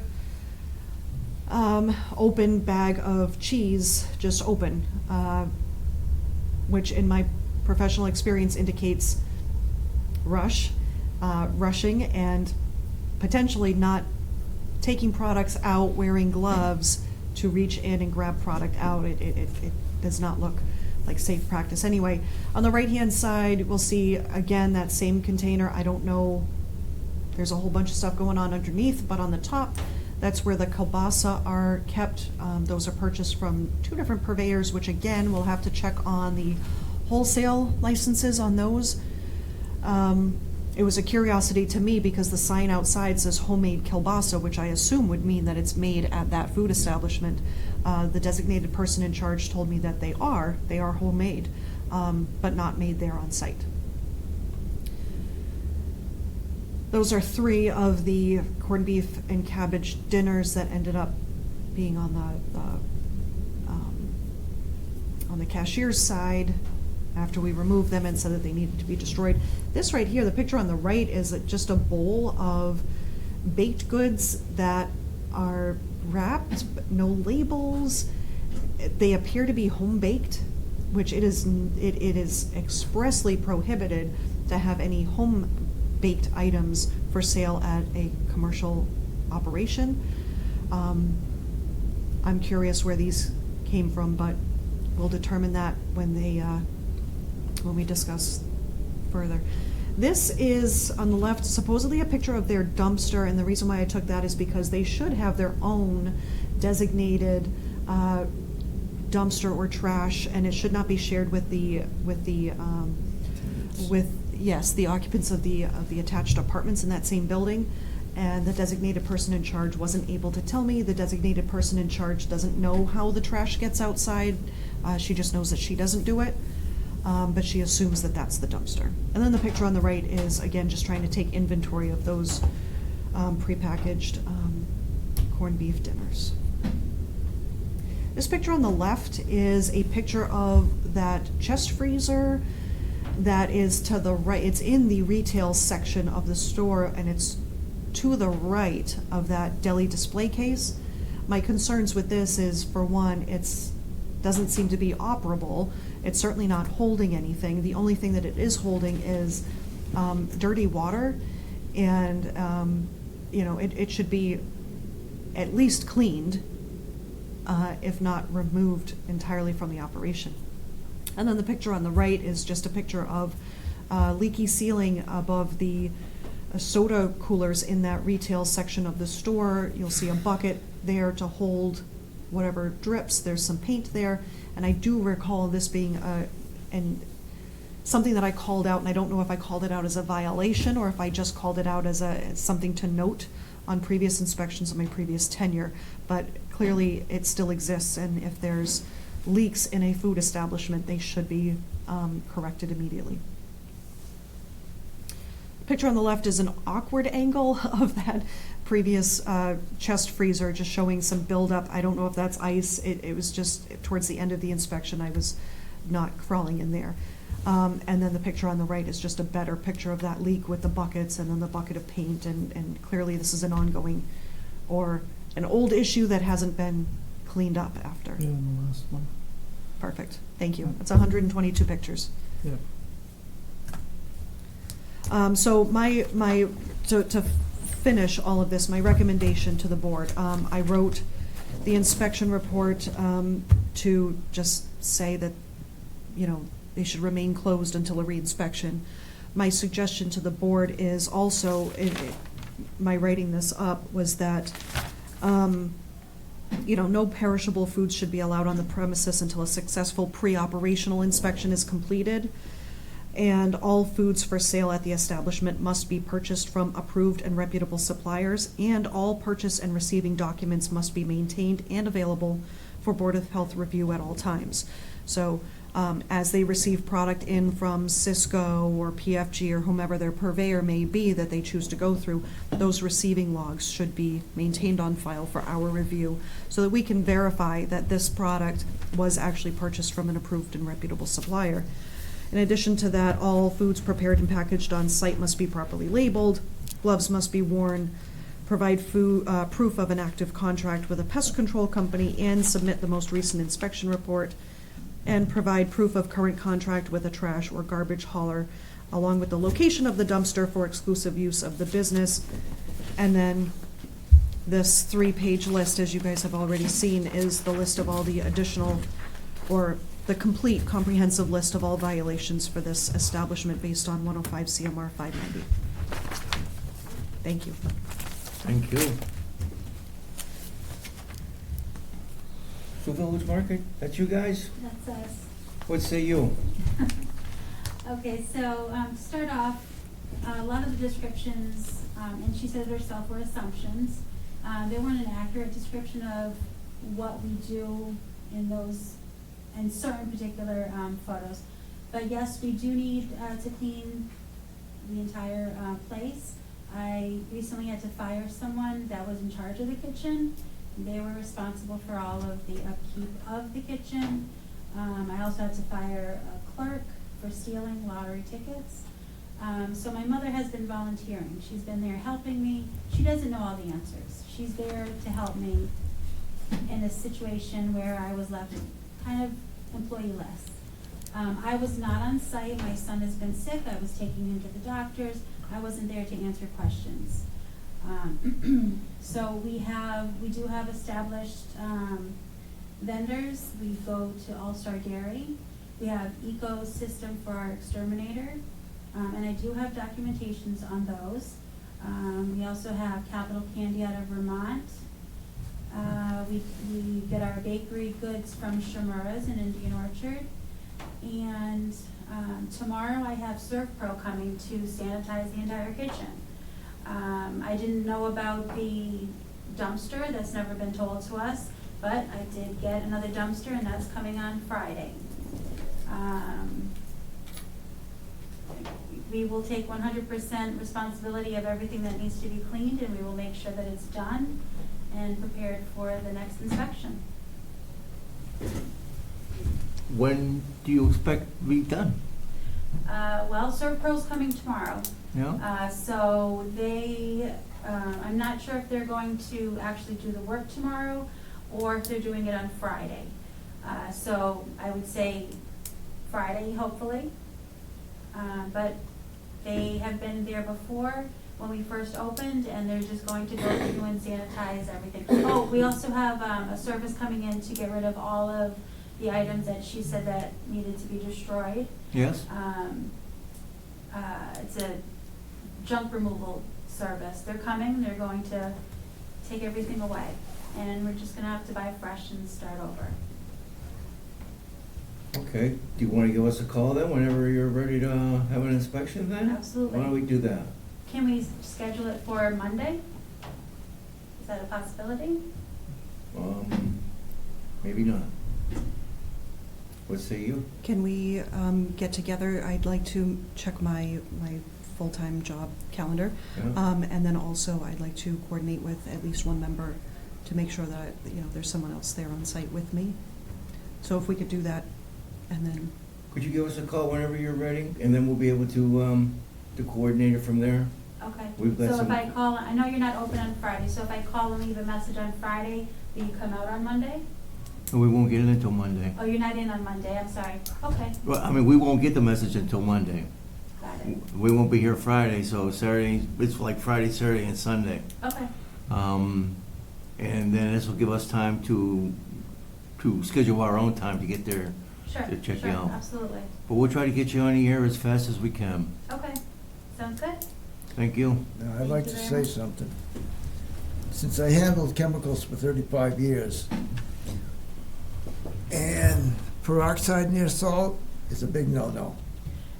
Well, we don't add them together, they happen to have been placed up there. Well, the point being, if you got chemicals, they have to be in a cabinet, not anywhere in a food prepper Okay, area. Essentially, any chemicals that are in that store need to be outside of that store. They can't be in there if you're Okay. serving food in we'll that take store them and out. making food. And our first aid kit, she didn't show a picture of it, but our first aid kit was in that, right above the deli cooler. So we have all of our burn kit and, the first aid kit and the Proxy, they were all in that same area. Those are mountable. You can mount them right on the wall. Yeah, And that's where they should be, as Right. opposed to on a cooler, yeah, sitting there. okay. Any other issues that are in there? That fan needs to be secured. And that, I've had inspections, I wanna say a year ago, and there was no issue about the fan. The fan's been there about 4 or 5 years now. If I was to go in there today, and I'm an OSHA inspector, I would cite you for it. Okay? Because it is a violation, because people can stick their hands in the backside of that and get cut. So that is a violation, and it needs to be addressed. So, are you saying I need to have a cover You over have to that? have a cover over that or a screen over that so they can't stick their hands inside that where the blades Okay. are. Okay, I can do that, not a problem. And that electrical cord, even though it's BX, it's covered, it shouldn't still be laying on a counter. Did you see No, that? Yeah, Somehow it's gotta be tacked up. What, I didn't hear the first part, what was on the counter? The electrical wire feeding the electricity to that fan. It came out of the it's- bottom of the fan and then onto the counter, and then to probably some electrical outlet from No, there. it's attached to the wall. Ooh, yeah, take a look at it. yeah. I thought I saw it sitting During the on a counter. reinspection, we can take a deeper look at Yeah. the Yeah. facilities aspect. Because you may have electrical issues in there also. the fan I'm also for not the convinced that exhaust, it's, It's got the connector, and the electrician did put the little tabs to connect it onto the wall. Is there an emergency shut-off for that? I'm sorry, Is there an emergency emergency setup? shut-off on that? Yes, There is something that somebody can go up and throw that switch so that it kills all the power to it right then and there for that unit, for that unit? yes. Okay. Now, another I had it problem, installed by a local electrician. another problem I have is customers doing self-serve to make a coffee. I We have mean, one customer that comes in and makes coffee, and that's my uncle. It's not open to everyone, no one comes and gets coffee. It's made, it's really more a staff thing, you know, coffee is not our seller at all. So there was one person in there, but he's a relative.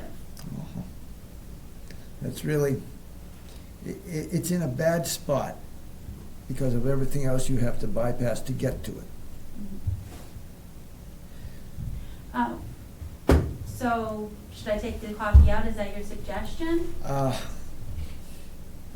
Maybe move it to the checkout counter or something. it actually is technically behind their counter, but at the time of the inspection, I asked if that was the person in charge, is that an employee who works here? And I was told, nope, I have nothing to do with this. So Again, it my wasn't mother, told to me.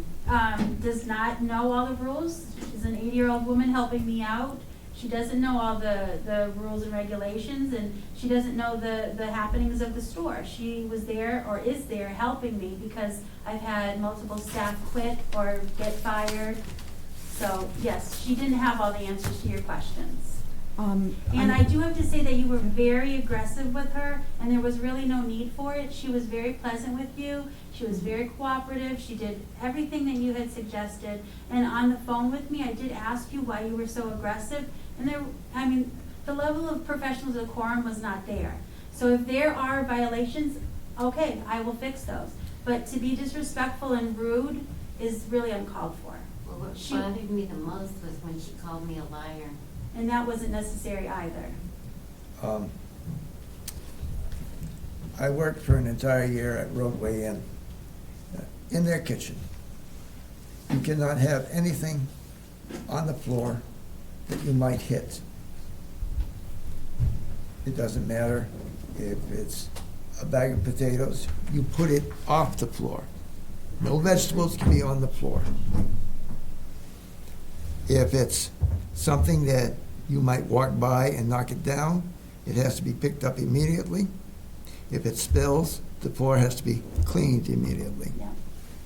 And the person that I did have taking care of those issues, I had to let go. And that was, unfortunately, it was bad timing on our part. And I haven't been there because I've had a sick child. And the food that came in, that was for personal use. We're there from 9 o'clock in the morning until 8 o'clock at night. So the items that I had brought in were for my own personal use. They were not for store use. And again, she said, as she said many times, she assumed.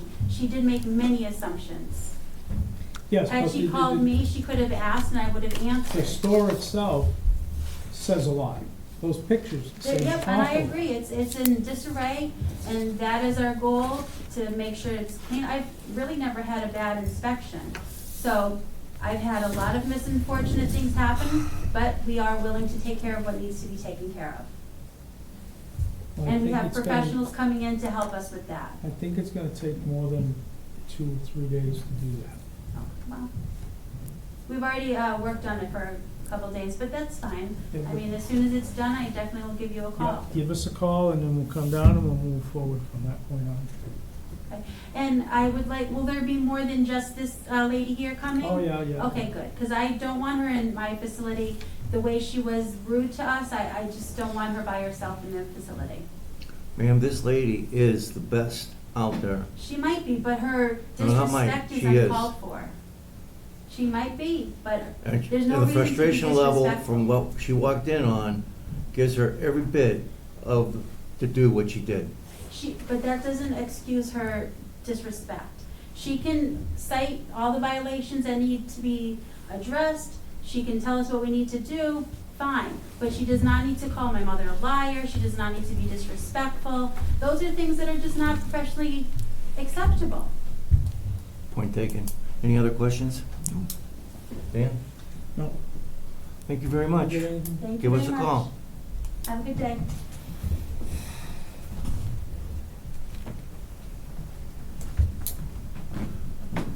I'd like to move on to this gentleman over here. New business. New business, okay. 2 days this week. Samex Sand Pit at 275 Brimfield Road. I'm at 331 Brimfield Road. Has vibrated my house Monday and today. Monday it was 8 hours until he stopped. I don't know if he's crushing rock or using a compactor, but it vibrated the whole house. Took a good-sized candle that we had on the kitchen stove, vibrated off the kitchen stove onto the floor. Good thing it wasn't lit. Yeah. I have a broken window. The windows are 2 years old. I got a crack from one corner to the other corner from this vibration. Never mind, it drives me nuts because of my stroke that I had 8 years ago. Yeah. I have neurological issues. The house next door to us is a group home from Seven Hills. I can imagine what it's doing to them. I called today, I don't know who called Monday, but once I called, it stopped. Once you called, it stopped? I called the BOH office at, I think it was 10:30. But Not get We, in contact with anybody? we didn't make any contact with anybody, so if they Okay. stopped, it was on their own accord. but it was vibrating my house. I can imagine what it's doing to the group home and Westmoreland Wells that are behind there. You might be shaking some dirt loose in them wells, huh? Yeah. Something. I mean, I bought that house knowing there's a working sand pit behind the house. Yeah, Back then, it was Bobby Fiegel, yeah, and then John got it. John Fiegel had it, yeah. and then he sold it to Salmon. I haven't had any problems with either one of them And The this, sep- this vibration, this is after they tore into the ground and elongated that whole, remember whenever they did that? They, because of your property there, it looked like they were almost coming into your property line? Well, my property line has been surveyed now. I know where it is. Okay. You go in my backyard and it goes off this way. He has the 100-foot buffer behind me. But that kind of a vibration, I can imagine what it's doing to the wells. Yeah. I mean, it took a candle and vibrated right off my stove. I think it's time to, do an Find out what he's inspection. doing back there? Yep, Yeah. I think it's a rock crusher. we gotta find out if he's permitted for that. I think we're gonna have to get a hold of somebody on the West Warren Water Department to have them check their wells. Yeah, There's other wells back there, isn't there? No, just West Warren. West Warren's got 2 wells back there. All right. I have well 1 and well 2 for a backup. But they have no filtration system whatsoever. All I can do is sample it. Yep. And because it's a public water supply, it's sampled monthly. And when did this start? Recently? Monday. Monday, okay. It'll be in April here, the first week in April, whenever they'll send the samples, get samples from that water and send it out. Do you know how much it cost me to have mine sampled since I'm on a well? Since you're on a well, yours, it depends upon how many samples you want and what you want samples of. If you're gonna pick up, like the PSAF, or you're going to look for visuals as well as, some sort of chronic disease-carrying Mm-hmm. organisms. organisms, yeah. Yeah, it all depends on what you're gonna sample as to how much the cost is gonna be. Okay. But I Because I certainly know- would have that well sampled at least yearly, at least. Yeah, you Because I should know, be, you should be, as an owner of a well, testing that water annually, just to make sure it is still good water. okay. Unless you turn on a spigot and it comes out orange, there's, Or you hold up a glass and you see something floating in it. You can't do it in the house. I got a filter system on it. reverse osmosis, I hope. Ion. Ion? That's one of the good ones. Are you gonna No, need that's- something you're gonna need a active charcoal system to take out the, That's before the ion generator. okay, you're doing good then. A little bit of money I there. worked in a water park for 9 years. Ah, there you go. We had everything. Sure. So why don't we do that, we'll, check on Mr. Samick, what his operation is doing right now, find out if he's permitted to have rock crusher, all back there, and then, Take it from there. take it from there to the next level, if we need to. That's all I can ask. You got it. We'll do that. Okay. Keep you in the loop. All right. Thank you. You're welcome. Charlene says hi. Tell her we said hi. Oh, tell her Mm-hmm. that I got her message, Okay. but I can't call back to her number. No? We had that problem before also, I couldn't call back to her phone number.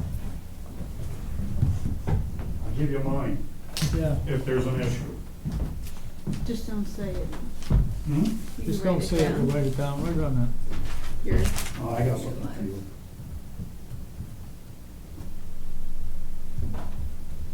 Here's your new babies. So cute.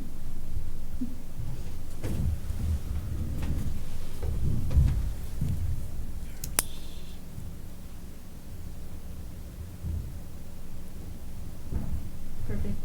Thank you. Okay, thank you. Very cute books.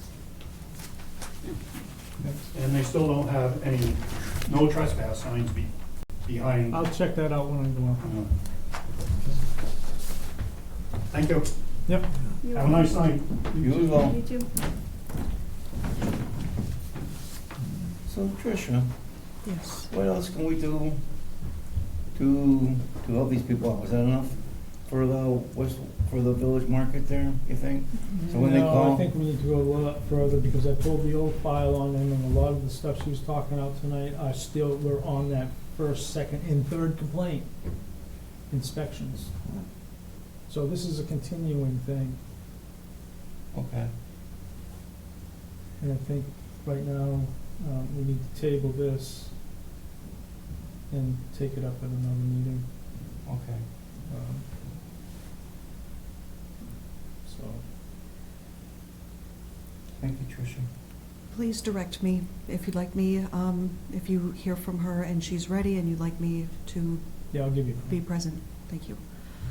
Do you need anything further from me, or should I excuse myself and let you guys get to business? No, I think you're all set. Excellent. Thank you so much. Thank you. Thanks Thank for you. coming down. Thank you.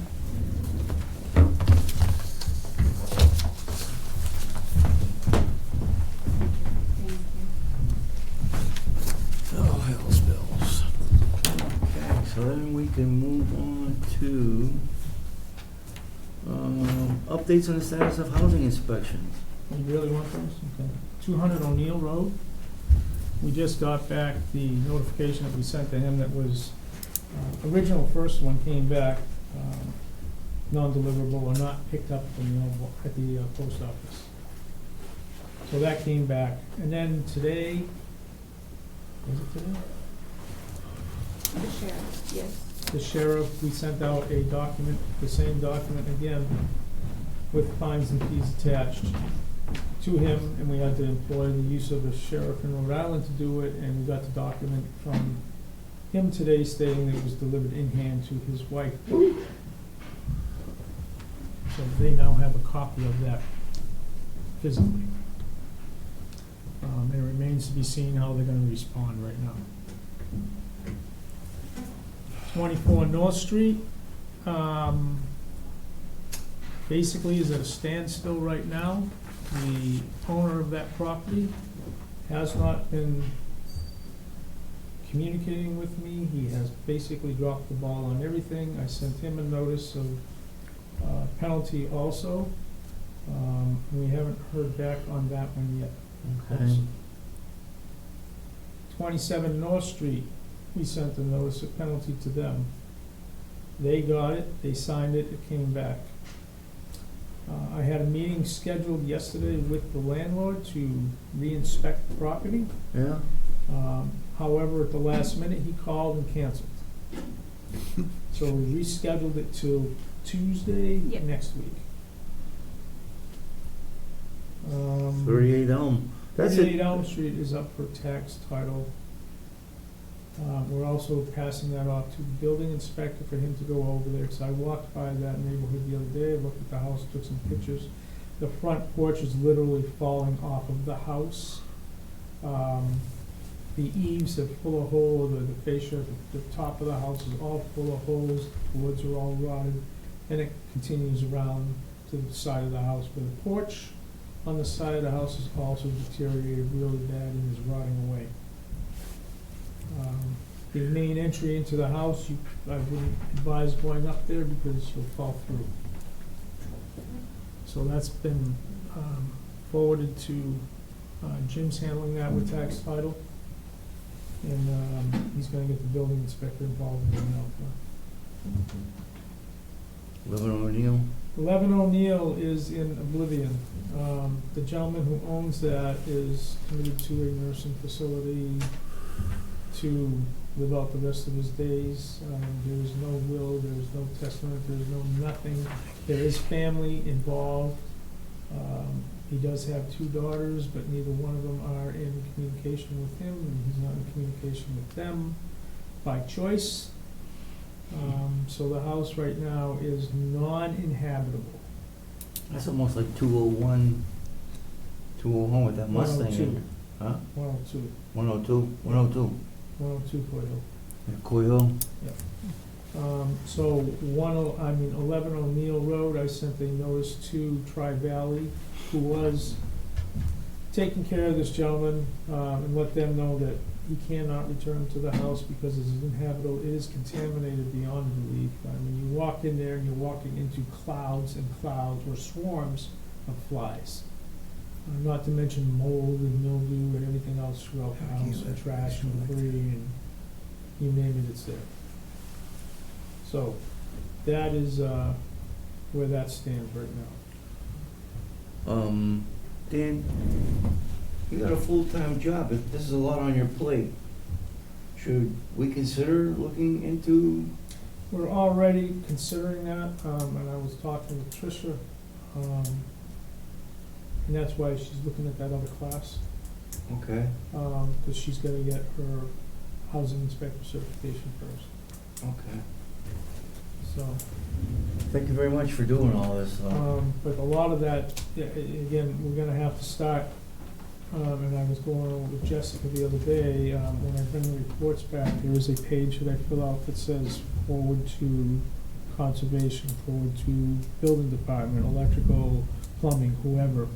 When that's on there, that needs to be forwarded to that department, so that department, because it's directing them to go out there and look at the issues that are there.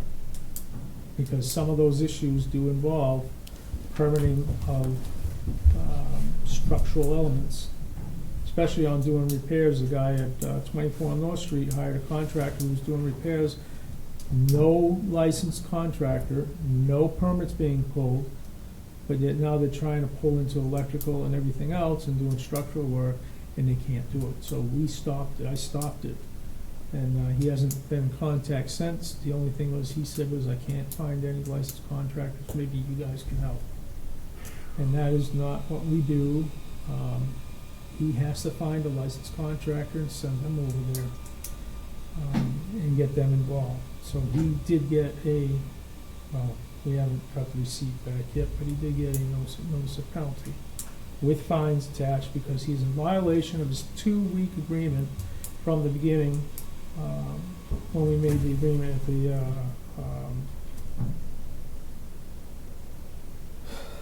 We made the agreement with the Board of Selectmen that that's night. it, Board of Selectmen Board, back in February 8th. 'Cause I was here. And we made an agreement that if he didn't continue, then we would start levying fines. And so because he didn't continue, he dropped the ball, fines dated back to February 8th, and moving forward from there.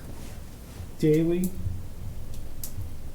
for 6, per each apartment that's in that building, and I believe in that building there's 6. So, right now, it's just adding up and adding up and adding up until he decides that he wants to do something. And if it goes too far, we have an obligation to stop it, and we can now, once it goes over a certain value, we take it to criminal court. We can take it now to housing court, and have them do it, and I'm trying to get Jim to get legal on board, and go that way. So, okay, awesome. Do you remember the one up on Douglas Road? on what? Douglas, was it Douglas Road? 654 Old Douglas. Old Douglas Road, the one behind Yes. Salem's Cross? Yes, Remember anything that happened up there? I don't, I really wasn't involved with that one. No? Okay.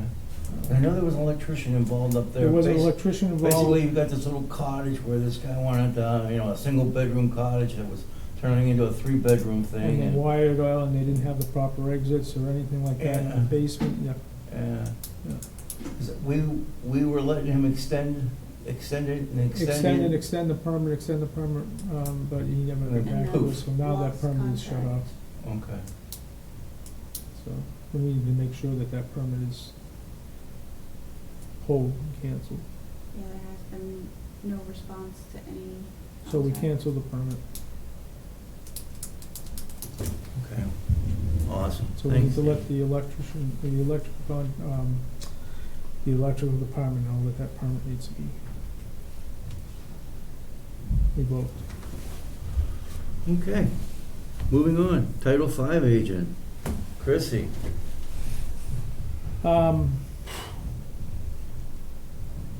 We had a discussion about this, 2, 3 meetings ago, where, I think you were talking about Ken, I'm not sure. But he was interested in taking over as Title V, as long as Chrissy was gone. he has people that are interested in that position that will only move into that position once Chrissy's gone. Okay, what we need, because I've been tracking this, what we need from him or them is a firm, solid commitment that they're going to do this before we get rid of Chrissy, because right now Chrissy's better than nothing. And if they do commit to it, then we will get rid of Chrissy. Okay. I will talk to Ken.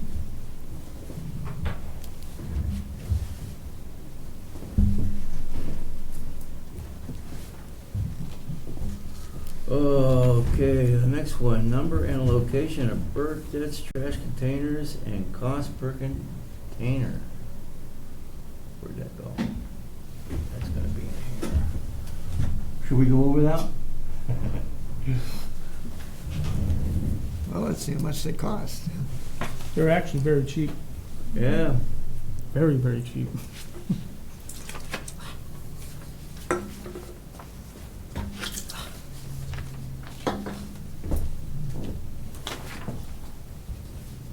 Did everybody get a copy of this, or Yeah, is this the only copy?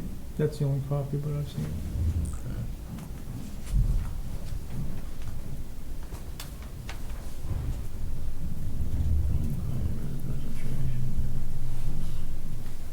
George, you wanna see that? 'Cause you probably And, got the other ones He memorized? doubles up on the totes in place of a dumpster. Mhm. Oh, really? So if you need a dumpster, you'd get, I think, 2 of the 32-gallon totes, was it? Yeah, I think so. It states it on there. A 2-yard dumpster. Yeah, 2-yard dumpster, 32, two 32-gallon totes. Huh. That'd be a different truck than to pick that up, though. Probably, no? What, the totes? Yeah, the dump. The, He won't give a dumpster. What he does is he gives you two Oh, okay. 32-gallon totes instead of a dumpster. He doesn't do dumpsters. Yeah, see, here it says Dean Park has 3. Yeah, Well, I seen one at Dean Park, one at Cutter Park, and one downtown.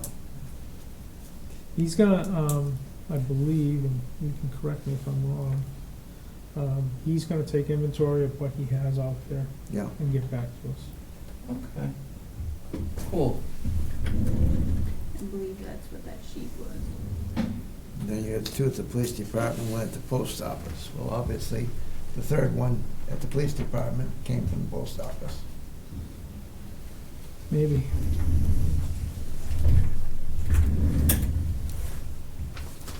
Do you wanna take a peek at that? No, You I've know already some of seen that? it. So then. New Rabies business. clinic, Saturday, April 6th, 9 to 12. Is everybody aware of that? Yep. Yeah, I'll go out there. Okay, cool. You don't have to wear a tie or anything. I'll just wear my ID. Just make sure you get a shot. Maybe a microchip? Dog bites me, I'll bite him back.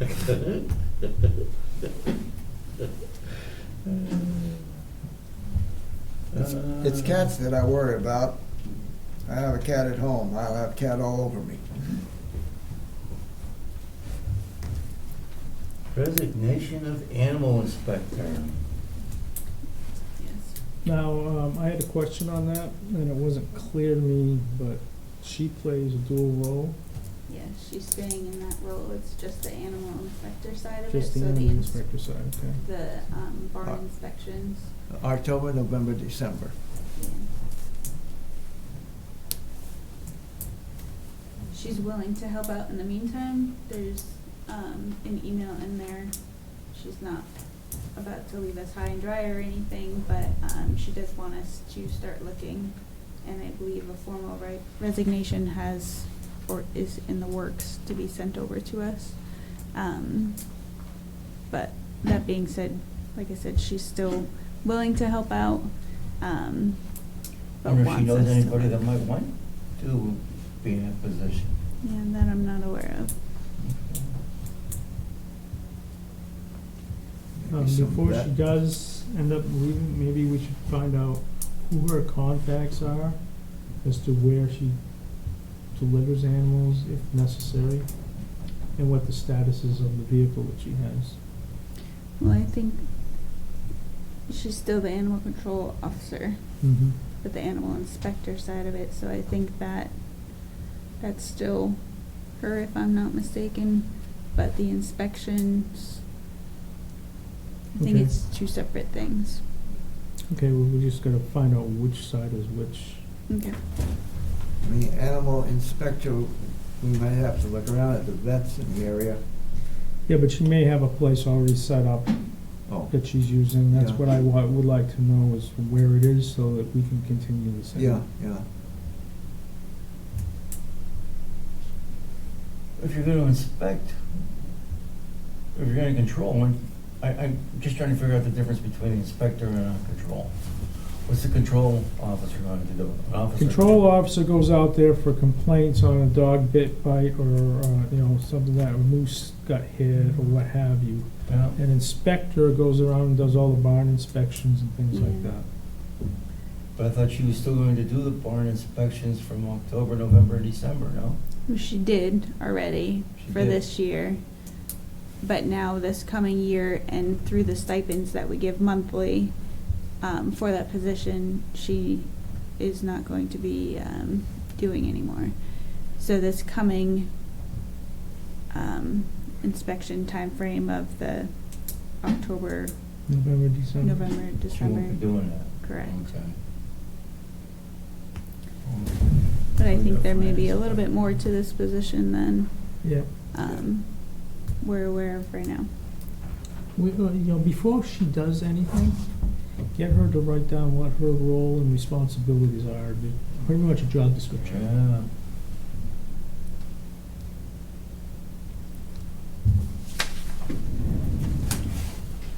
Well, and then we got bills and payroll. Don Mikowski, monthly stipend. Dan Thibodeau, monthly. Joe Condat, monthly. ACO stipend. Animal control officer, health That inspector. should be Inspection services, 14 hours.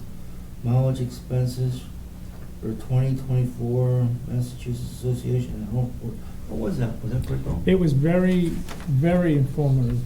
It was actually a lot of pertinent stuff that we can deal with. And I gotta print out the slides between this and other stuff I had going on. I didn't get a chance to. But I have a whole packet of everything that they went over, and a lot of it applies to what we have going on right now. Plus, there's a new thing,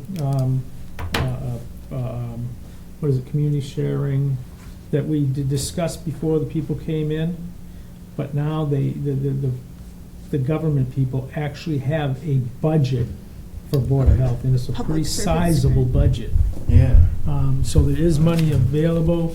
I asked Jessica to get back in touch with the representative that was in Palmer, see where we are laying with that right now. And if that doesn't go anywhere there, then we contact this girl, Kristen. She'll come out and go over everything again, and what we can get into and what we can't get into, and, maybe get some of the funding shifted this way.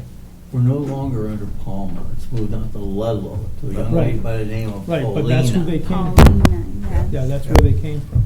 So, it's like 3 or 4 towns getting together, Right. working, sharing resources and stuff like that. So. Did you happen to have Paulina's phone number? I had a business card on the computer and it is gone, but I have her email. Cool. So I can Because get that. maybe we should have a, Have her we should come go- back out. either come back out here, or let's go see her. Yeah, Take if her we out can to make- lunch, If we can something. make up an appointment with her. Because there's supposed to be computers with that, Yes. little And handhelds and all this this other. girl, Kristen, went over that, and Kristen's with the state. And she's the one that says, they have, I don't wanna say how much money, but it's a sizable amount of money. Well, this has been going on almost 3 years. Yes, Yeah. and now that the state has allocated the funding for it, she wants to put it to use. She doesn't want it just sitting there. I thought it was gonna be the federal government. I thought this actually came from the federal government to the states, and It now it's did. in the states, right? It's now in the state's coffers. Okay, so we gotta get it out of Boston and into our Which name. she is in charge of. Cool. What's her name? You got it and everything? Her name is Kristen, yep. What part I she have- hang out in? You gotta go out east, because Okay. she's still out in the east. No And worries. they actually have their own, they got a 30-person staff now. When they first started, they only had 2 people. Two, yeah, yeah. So they've come a long way in a short period of time. So I'll put that together and I'll get it, so you guys all have copies of it. They also went over green burials. There's this big push for having relatives buried in your backyard now. And it's not against any laws. Matter of fact, going back to the 1800s, that's what they used to do. But there is a program out there where you can apply, and it's gonna be through the Board of Health, because you have to meet certain conditions for ground soil sampling, depth, and all this stuff. So your loved one's body can be buried in the backyard, but it's not, you know, it alleviates the embalming process. It takes a lot out of the situation. The cost of the whole burial? Right, and what it does is it's basically called green burial because the decaying of the body in the ground actually helps the soil, amends the soil and stuff like Oh, yeah, you that. start pushing up daisies. Yeah, Correct, sure. correct. But that's only if you have the right type of soil. Because you have a clay soil there, Ain't gonna it ain't happen. gonna happen. Ain't gonna It's gonna be there forever. Right. So right. you have to do soil samples. If you have a high water table, there's a whole lot of study that has to go into Yeah. it beforehand. Because a high water table would be indicative of a rotting corpse getting into the water system. So there's a lot involved with it. It's not an everyday occurrence. There are a couple of towns up north of here, northwest of here, that have run into it already. So that they are dealing with these issues right now. It is an up-and-coming issue that is gonna be, you're gonna see a lot more of. I can see these caskets being made out of something plastic so that they float. And when the water table gets high, you'll see it, you know, going on down the river.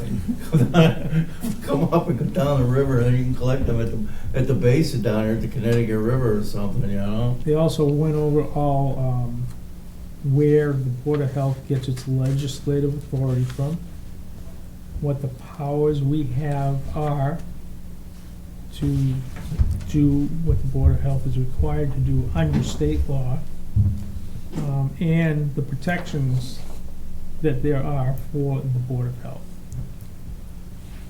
So That's interesting. that was a big topic. And then they went over the Pilgrim power plant debacle down there in Plymouth, Massachusetts, where they want to take all the wastewater and dump it into the ocean. And then they're also, right now, currently One evaporating. nuclear power plant? Yes. Yes. They're gonna let that happen? No, the Board of Health down there has got to stay right now. Okay. So it was an exercise for everybody. Well, basically, you put all the facts up on, and then they threw it out to the general audience to say, how would you guys handle this? What do you do?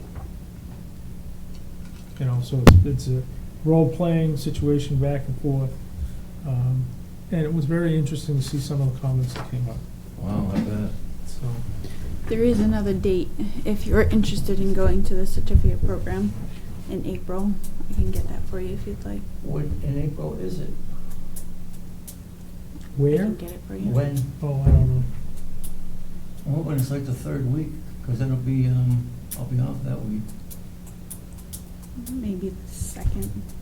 I'll tell you, it was well worth It my was a long time one, being too, it there. sounded like, from reading the It agenda was, there. it went right through, right up to the last minute. And everybody was, they held everybody's attention this time. Wow. And it was really, I thought there was a lot of good information and a lot of good back and forth between all of the presenters that were there. Awesome. Good. Whew. Plus the Um, food was good. What'd they have? Oh, they had shrimp scampi.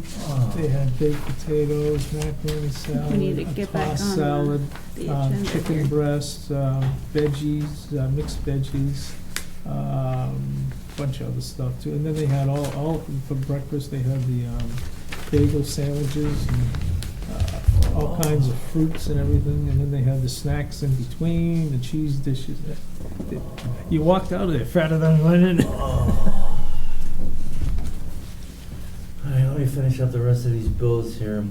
Town of Warren, Sewer, the Leachhead, Slim's in Bartholomew, the Sewer Services, Bartlett with Judas, Monitoring. Oh, for 2023. Yeah, 2023-24 PFAS sampling, $600. There was a previous bill on last month's. Yeah, it just seems With kind of the- low. I the thought that rest of the PFAS was PFAS. expensive these Yeah. days. There was a different bill. Previously, the other bill is in this one. Yeah, the engineering services is $12.95. Yeah, from talking to Matt, the last time we talked to him, that PFAS was fairly expensive. Yeah, I Yeah. think it's Yeah. $340 per sample. Yeah. It's up there, Mhm. and it's only gonna keep going up. Yeah. That's all the more drive to get these guys to try and change from the wells to Yeah. town water. It says just roughly about 10 grand a year right there for those two Mhm. wells. Mhm. Budget, solid state waste solution, solid waste solution. You know, solid waste solutions for that monitoring of that, or taking care of that town transfer station, at $2,350 a month isn't bad at all. Well, that's if we could get them to do what needs to be done. Yeah. There are issues over there that we need to make sure happen. Like we discussed at the last meeting, the brush piles being windrowed, the hazardous waste area being rechecked and cleaned up, lighting, additional lighting, the dumpster that's falling apart, that's literally disintegrated, being replaced. All that stuff needs to be done, plus the mowing. A guy I know in town says Saturday he works down there. Are we paying his salary? Oh, it's part of that $2,300 a month. So I'm sure of it. You mean the painter? Yeah. Everybody the painter there? Okay. Yeah. My son used to work with him. And Sue too, Sue, we're paying her salary as well. That's what this does. Yeah, plus all the maintenance is supposed to be being done. Yeah. Which when we walked through the last time with, what's his name? What was his name? Scott. It's pretty evident it's not being done. Even the DEP picked up on it. Well, as soon as I'm done reading all this, I'll let you know more. Looks like there might be quite a few things there. Not that that's funny, but whew. Hope it's all just blank papers, except, not applicable or something. One-sided, double-spaced. Approve minutes. Okay, I make a motion to approve the minutes from 3/26/24, 1/17/24, and 12/20/24. Second. Do I hear a third? Third. Motion made and second and third. All in favor, say aye. Aye. New meeting to be. Before you do that, John, Mike Pluta? Mike Pluta. Mike Number Pluta. 15. Inspection invoice, yeah, $745. And what is that? He is the secondary plumbing and gas Okay. inspector. Okay. He backs up BEC. Yeah, so he inspects I just didn't BEC's recognize work. the name. BEC, evidently, something happened to his hand, something happened there, he had it operated on. So anytime BEC does work, he can't inspect his own work, so Mike Pluta Has to goes and re-inspect. inspects There you his. go, that too, yeah. Okay. And, new meeting, the 24th of April, that's a Wednesday. The 20th, I think, is a Saturday. April April 24th is a Wednesday. 17th is the third. right there on the calendar. What am I checking? Calendar? Calendar, right? April, third week, 17th. 17th. You like the 17th? Yeah. Okay.